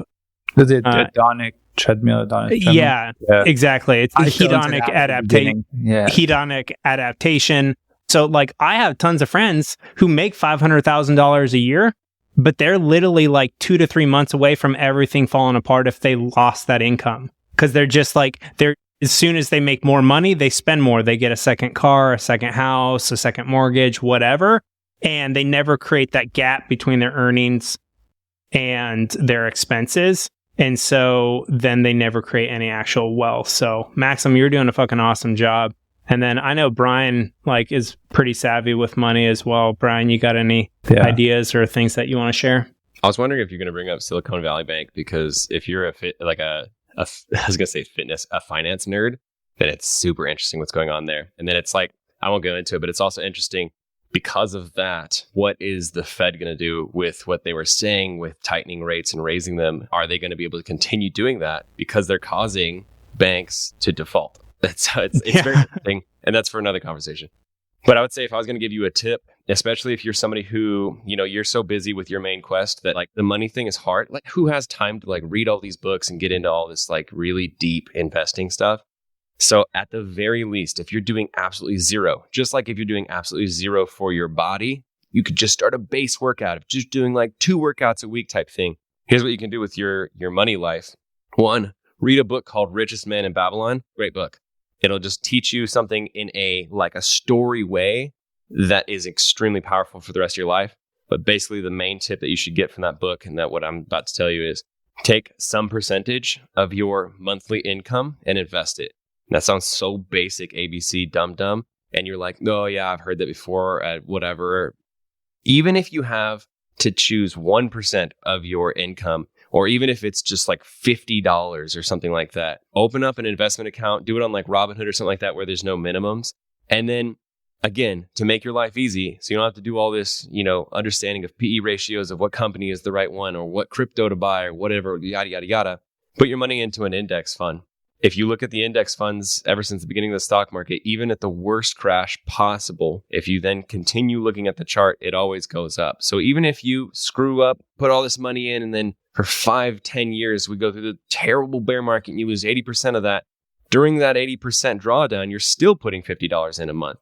And then 5-10 years down the line, when it retraces back and then makes new all-time highs, you'll have made significantly more money than if you were just to put that money aside in a savings account. So by just putting aside any income, you're basically guaranteeing yourself maybe a 2x or 3x or 5x over the course of the next decade or two. And it sort of serves as a savings account for you. Yeah. I absolutely love that one. So this is one of the things that we really, teach in Fit Rich Vegan is just getting started investing. Because if you become the person that invests $50 a week, then after a few weeks or a few months go by and you're holy shit, I'm actually investing $200 a month. And then you're oh, I did $200 a month. I can do $500 a month, or, 600, and I'll do 200 a week. And then a few more months or a year go by and you're oh, dude, I think I could do even more. Now I'm the type of person who invests $3,000 or $4,000 a month, and you baby step your way up to that So it doesn't even matter if you start at $25 a month. It does not fucking matter. It could be whatever the lowest amount, Fidelity, Charles Schwab, Robinhood, whatever they'll let you lowest amount, just set it up for automatic investment into a low cost index fund, like Brian was saying. And like low cost index funds, like as long as you don't sell it, you will never lock in those losses. And when it's down, when that index fund is lower, you're actually getting more shares for your dollar, almost like it's on sale. So then when it goes back up, you have greater number of shares. So that rebound effect, your money goes up like even faster. So Brian, fucking rad tip. Love it. Want to add some? Go ahead, Max. Oh, so I was going to say, like, you guys read the book Profit First, right? Oh, God. Yeah, I've been wanting to read it. It's more of a business. If you have a business with like bank account and you're getting money from like revenue from the business, and you have to kind of split it out. But I learned that 1 year after being in business, and I was like, damn, how did I make it 1 year into business? I was managing my money in the worst way. So basically, the overarching theme is to pull your profit first and operate on what's left, right? So it forces you to be creative because you're operating on less cash. But if you don't have a business, treat yourself as a business. So when you receive money, right, you have expenses, you have your rent, you have your food, you have your hydro bill, you have your cell phone, whatever it may be. There's no hydro in the United States, but it's like a water bill. But pull your profit and learn to live on the rest. Because ultimately, if there's cash there, you're going to find a way to burn through it. And that's why potentially people are check to check every single month. I remember when I got my paycheck, like the whole shit would be gone. I'm like, oh, there's this new shirt that I saw I want to buy, or there's like this new thing. And then you buy it and you're like, damn, I could have spent half of that money, invested it, and then got another shirt, for example. All right. So if you pull the cash first, you're forced to live on what's the rest. But highly recommend that you read the book. Whether you're a business or not a business, that's a great way to kind of manage your money. And that's what allowed me to get ahead over the past 2 years, is by following that principle and having to be really creative with the cash that's left and how do you operate and grow from there. Yeah, I think it's Rich Dad, Poor Dad. He talks about pay yourself first. And it's the same principle. So profit first, that's like the business version. Pay yourself version is like, I have a W-2 job or like some side hustles, that maybe aren't a full-blown business. So yeah, I love that. Yeah. Like last thing I want to just add in there is what you're saying, Dragon, with like, when you do put even that $5, whatever, you put cents in a month, whatever. It's just like when we're talking about pre-workouts earlier, you might have gotten super lost. You might be a new, gym enthusiast. You might be a year into it. And you have no idea what we're talking about when we're talking about yohimbine and 1,3-dimethylamine. So all that's just going right over your head because it's complicated terminology that you aren't going to care about until you were invested in the gym. So once you've gone to the gym for a long time, now you care about pre-workout supplements because you found that certain ones enhance your workout. Now you have a whole set of terminology, right? So that lexicon will start to build because you're invested. And it's the same thing with investing. So when you have $25 a month and then 6 months down the line, you have a couple $100 in there. Now, when you are faced with maybe a YouTube video or a TikTok that's teaching you a bunch of stuff, instead of you just being like, I have no idea what the hell they're talking about, you're going to be like, you know what, dude? I have a couple $100 in the S&P. Why is the federal, why is the Fed raising interest rates matter? And then you have like this invested interest, and then it incentivizes you to learn. And so it's way easier to first dip your money into the game, get some skin in the game, then learn versus trying to learn a bunch and always sitting on the side having zero in because you're going to one day know everything and then put your money in. It'll never work that way. Yeah. I love that because ultimately we're trying to learn everything before we take action. We think we have to acquire all the knowledge.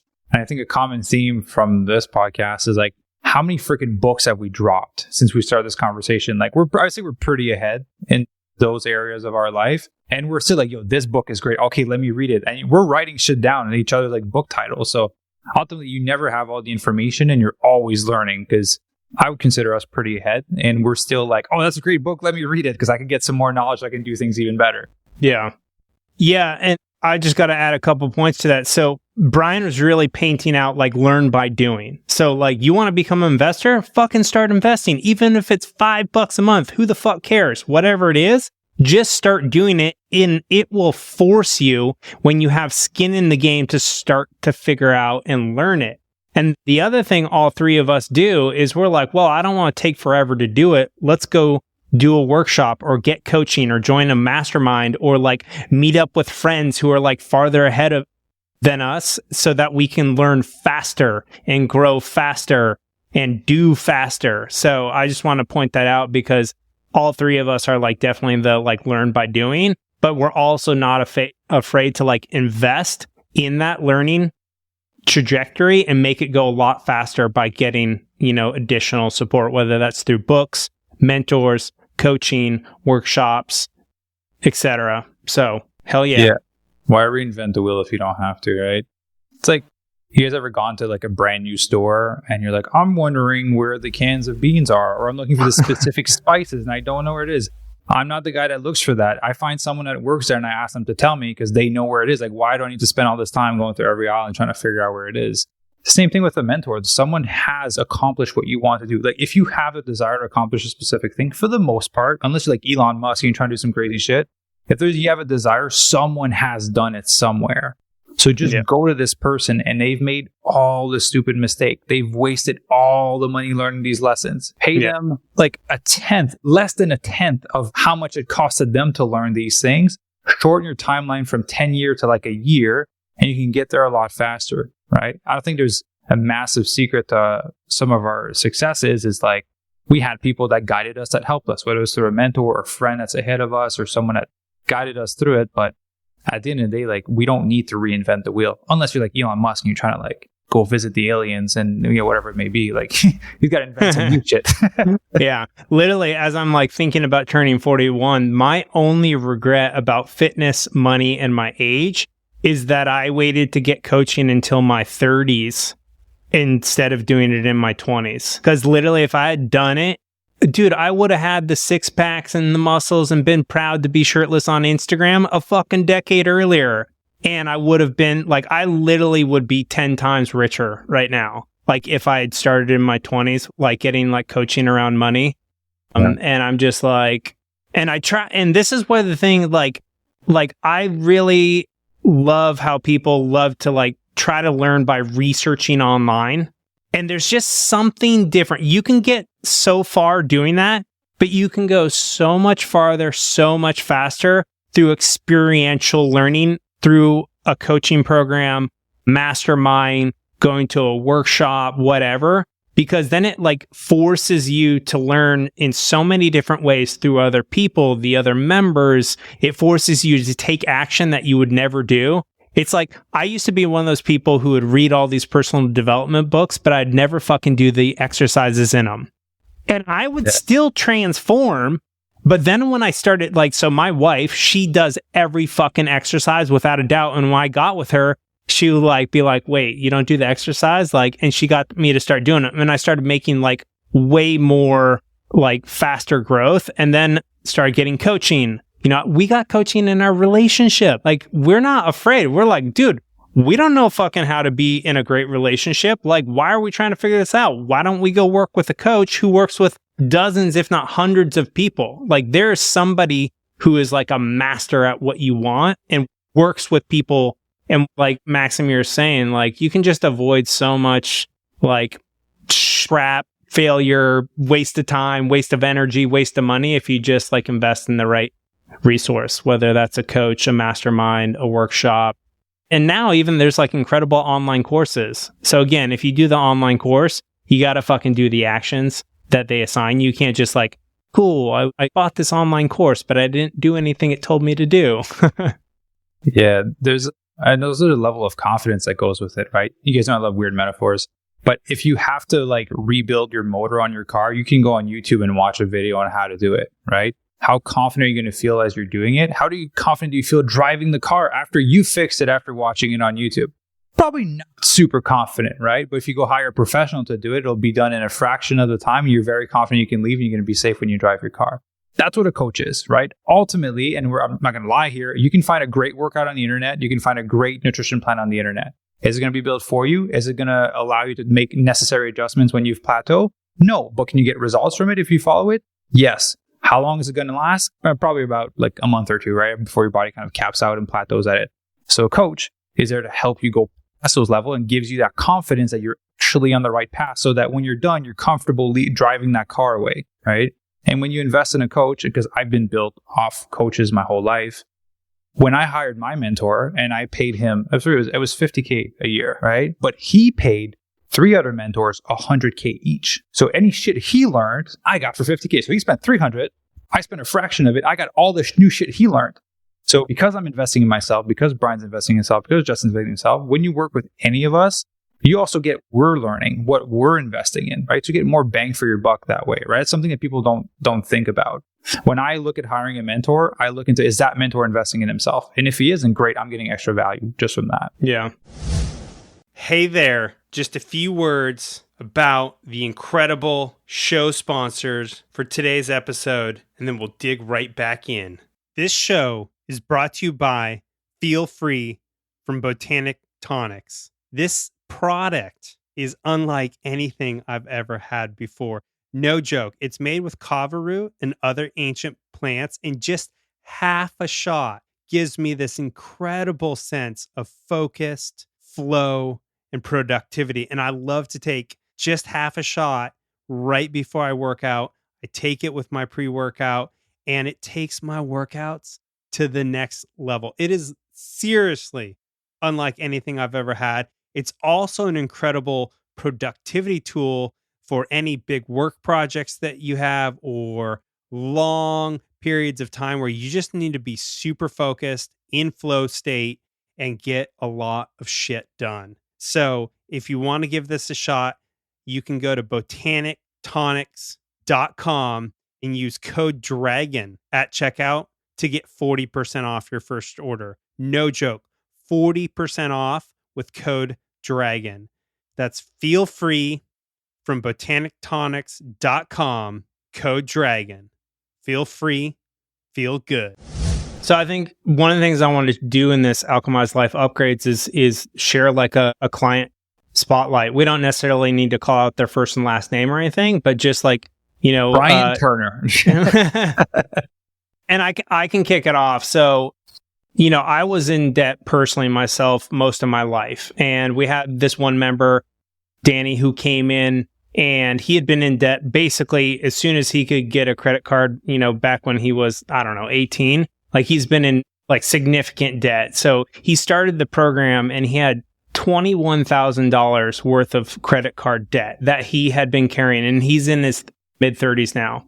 And he just kind of, you know, before the program was like, I guess this is just who I am. Like, I'm someone who always has debt. And we set a goal, 6-month goal, to pay that $21,000 down. And the most awesome thing is he literally did it. So the original goal was 6 months to do it. We figured out like, hey, he's earning enough money. Again, this is a common theme. He actually is able to get out of debt. He just wasn't doing it, right? And so basically we realized, hey, we could get this done in approximately 6 months. But then he showed up for like basically every single mastermind twice a week. He got the one-on-one coaching, and I held him accountable for like following the plan.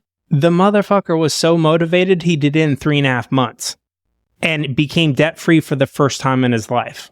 And he literally said, like, Justin, like, you know, Coach Dragon, he calls me Coach, like, thank you. Like, because of you, I'm debt-free for the first time of my life. And like, that shit, like, just like gives me goosebumps even sharing that, because like, dude, that was me. I literally had over like $40,000 of credit card debt. I was like behind on my taxes. And then when I started working with like coaches and professionals, like, they helped me get out of that. And so I just wanted to share Danny's story, because it was just, you know, that was why I started Fit Rich Vegan, was to help that like 20 or 30-year-old version of myself that just like couldn't figure it out on their own. So you guys got... You want to go first? Do you want me to go first, Matt? You can go for it. I'm choosing which one to share. No, that's really cool, Dragon. I feel like the wins when it comes to helping people that maybe not matter the most, the ones that like resonate the most as a mentor or teacher or coach, are the ones where you can relate to the thing that they were struggling with. So yeah, like for me, that's definitely, in the past, it's been helping people with acne. And it's just like, dude, it just hits deep, because you're like, I know what you're talking about. And boom, look how much better this is. So that's cool. I really appreciate you sharing that. Yeah. So mine, this is like, I feel like people want to hear like this crazy transformation, but this one is kind of like more normal. It's just this guy, Mike, he had this belief system that he had kind of capped out, right? So he's middle-aged-ish, like 30s.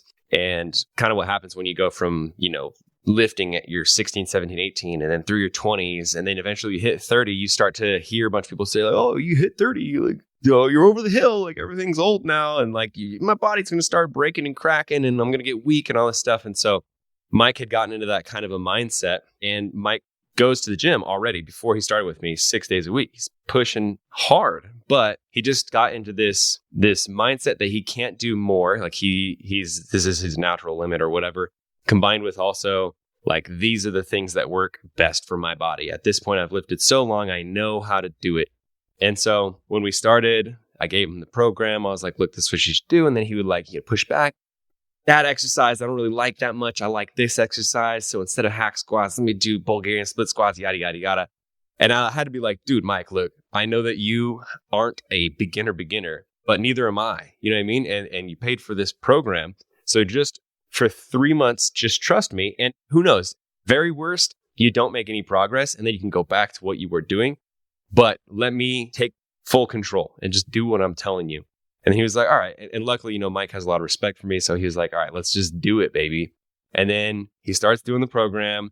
He's pushing into these exercises that he sucks at, is what he's saying. And I'm like, you suck at those because you never do them. So you have like stabilization muscles that aren't being tested in that way. You have like balance issues with those exercises, all this kind of stuff. So I'm like, this is actually good that it sucks. Push through the suck, baby.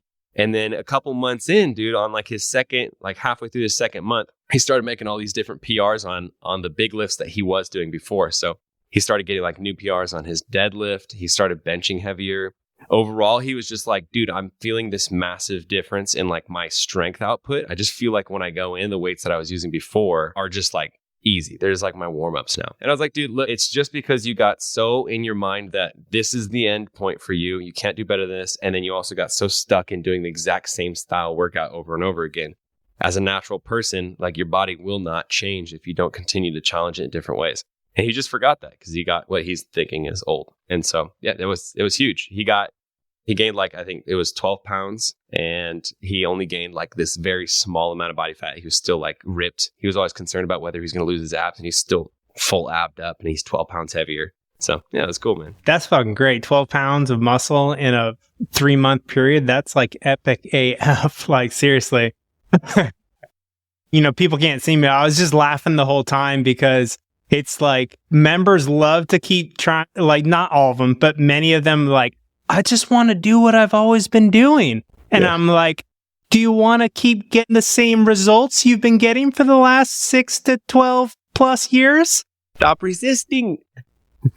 It's like, oh, you want to pay money to keep doing the same thing? Human psychology, right? People are very interesting, very attached to their ways of doing things. Yeah, it's an awesome win, man. Yeah, I saw his photos. Great body recomposition. That's sick. I was trying to choose who I was going to share. I think I'm going to go with Darcy because I just recorded a podcast with Darcy today. I'm starting a series like, where are they at now? 1 year out of the program, right? This kind of people have been keeping up the habits. So Darcy, over 2 years ago, started with me, was 190 pounds, a 6 foot tall, and he's okay with me saying this. He was skinny fat. We talked about it on the podcast. He had a shirt on, didn't look really big, had a shirt off, looked pudgy basically, and looked fluffy. I remember our initial call, he was very uncertain that he would be able to like do this. He was very insecure. There was a lack of confidence into his ability to follow through on it. I was like, dude, how much weight do you want to lose? Like, what's the idea? It's like, 10 pounds, right? People always tell you the safe goal. At first, not the real goal. It's like, well, I think I can do 10 pounds. I was like, okay, well, let's just start with 10 pounds. And then as we lost the 10 pounds, I'm like, Darcy, like, what do you want, man? He's like, I want abs. I'm like, okay, great. Then let's just keep going until we see abs, right? Let's just keep going until we see abs. So Darcy lost 40 pounds before we started seeing some abs, right? So ended up at 150 pounds for the end of his cut. We reverse dieted him. So we sped up his metabolism. He was eating a shit ton of food. And then for the program, he was out of the program, kind of kept touch with him, see him on Instagram, reconnecting with him for the podcast last week. I was like, hey, dude, I want to record like where are you at now, kind of how things are going. So record his podcast episode. So he went up to 175 pounds, bulked up, improved his body composition. Now he's 175 with abs. And when he took when he sent me his photo of him doing a double bicep, I showed my fiance Ivy really quickly. I was like, hey, look at Darcy. But she didn't hear Darcy. She's like, hey, look at this. I'm like, why are you showing me a photo of you? I'm like, that's not me. That's Darcy. And I was just like, oh, damn, he looks good. I'm like, yeah, I know. He looks like me. Like, he's like cut his hair too, like same body type. So yeah, Darcy would be a huge win because ultimately his lack of like low confidence, low self-esteem when he came in, it completely changed his life because he was working for his dad. He was eating like frozen pizzas and like shit meals at night. He was just like into like the binge eating, late night snacking cycle. It was like really monotone life, and lived in Winnipeg. Right. So in Canada, it's like where it sucks. It's the worst place in Canada, basically. So he basically got a six pack, was like, no, I'm quit. I'm stopping to work for my family. I'm getting my real estate license. So he became a real estate agent, sold everything he owned and his home and moved to Vancouver. So now he lives in Vancouver, real estate agent, best shape of his life. And is like, when you talk to him, he's like full of energy, full of confidence, a completely different person. And so that made me really happy. So I just got like that update an hour before we're recording this podcast. So that would be Darcy's win. It just like reminds me of me, right? Changes life around. Like we said, Brian, the ones we connect to the most are our story. Like, yeah, man, I had really low confidence and fitness built me up, and I was the same for him. So yeah, that would be the win I want to share. That's awesome. Yeah. And I think what is really powerful about all three of our coaching programs is we're empowering people to proactively design an entire new lifestyle, a way of living, being, and it's something that they can take with them for, after they graduate one of our programs.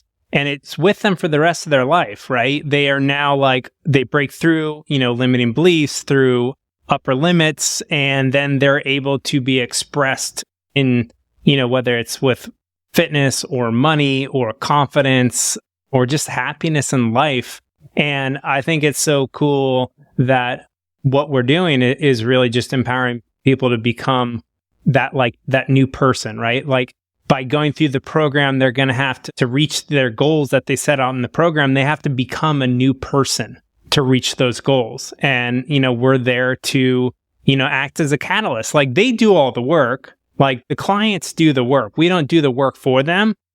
The ones who don't do the work don't get any results, but but the ones who really take on the program and really trust the coaching, they have like massive success, and then they have a whole new life that they're able to take with them for the rest of their lives. So really appreciate you guys sharing. Let's land this plane. Are there any like last thoughts or requests to the audience or just words of wisdom that you want to share before we tell everybody where to find you guys online and close this down? You can do it. You deserve it. And if all three of us can do it, you guys can definitely do it.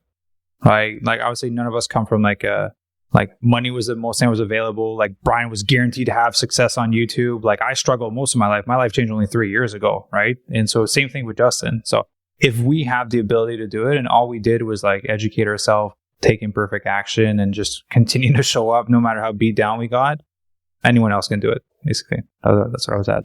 Yeah, I love that. And yeah, I'll just say that just like we had talked about earlier, don't wait until you're perfectly prepared and don't wait until you've researched every, last corner of everything to start. Just start. It's way easier. If you start and then suck at it, at least you'll be in the game. And so having skin in the game will make you want to get better, and you will get better. Yeah. And I'll just kind of double down on some of the themes in this podcast. Like all of us, the way we became who we became was by getting around people that were better than us. And, whether that's, reaching out to someone on Instagram and becoming a friend with someone who's farther along in their fitness journey or some other part of their journey, or that's joining a mastermind or a coaching program. And whether you guys work with us or some other coach that's in, a similar or different arena of coaching, like, don't be afraid to get help. Like, humans are meant to do this work together. Like, literally, we are like 2 by 2, 3 by 3. Like, we are a relational species, and we are meant to empower each other on our journeys, individually and collectively together. So, don't be afraid to pack up and transform your life. So, best place to connect with you online, Brian? Yeah, if you want to follow me on YouTube, I post a video every single week on my main channel, which is just Brian Turner. If you punch that in on YouTube, it'll pop up. If you want to follow me on Instagram, that's where I'm second most active. So that's Brian Turner Official. And if you're interested in the coaching, you can just reach out to me on my Instagram, Brian Turner Official. Just send me a message, say like coach or anything like that, and I'll catch it and I'll talk to you. Awesome. Maxim? Sweet. Fitvegan.ca. You'll find all the links on there. So the link for the podcast, we post twice a week. YouTube channel, we post 3 times a week. Instagram, we post way too much. So all the links are on the website. Basically, the fastest way to find it. Awesome. Cool. Best place for me is Instagram, Justin David Carl. But yeah, guys, thank you so much for doing. We got through Alchemize Life Upgrades 1.0 beta.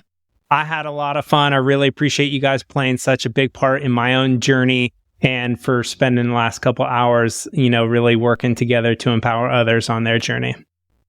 Yeah, thanks for having us, man. Thanks for having us. It was great catching up with all 3 of you guys at once. Usually we have like single meetings, so it was great to have all 3 of us. That was hot. Let's get naked and do some affirmations.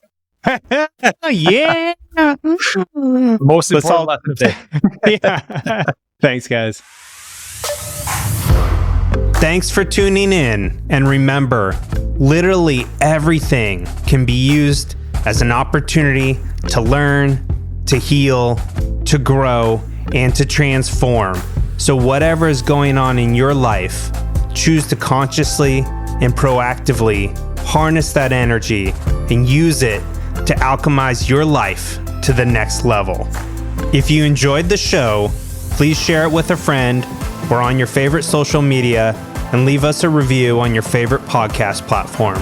As always, you can find me at Justin David Carl on Instagram and all the socials, as well as at alchemizelife.com on the web. Until the next time, sending you lots of energy and plenty of dragon magic.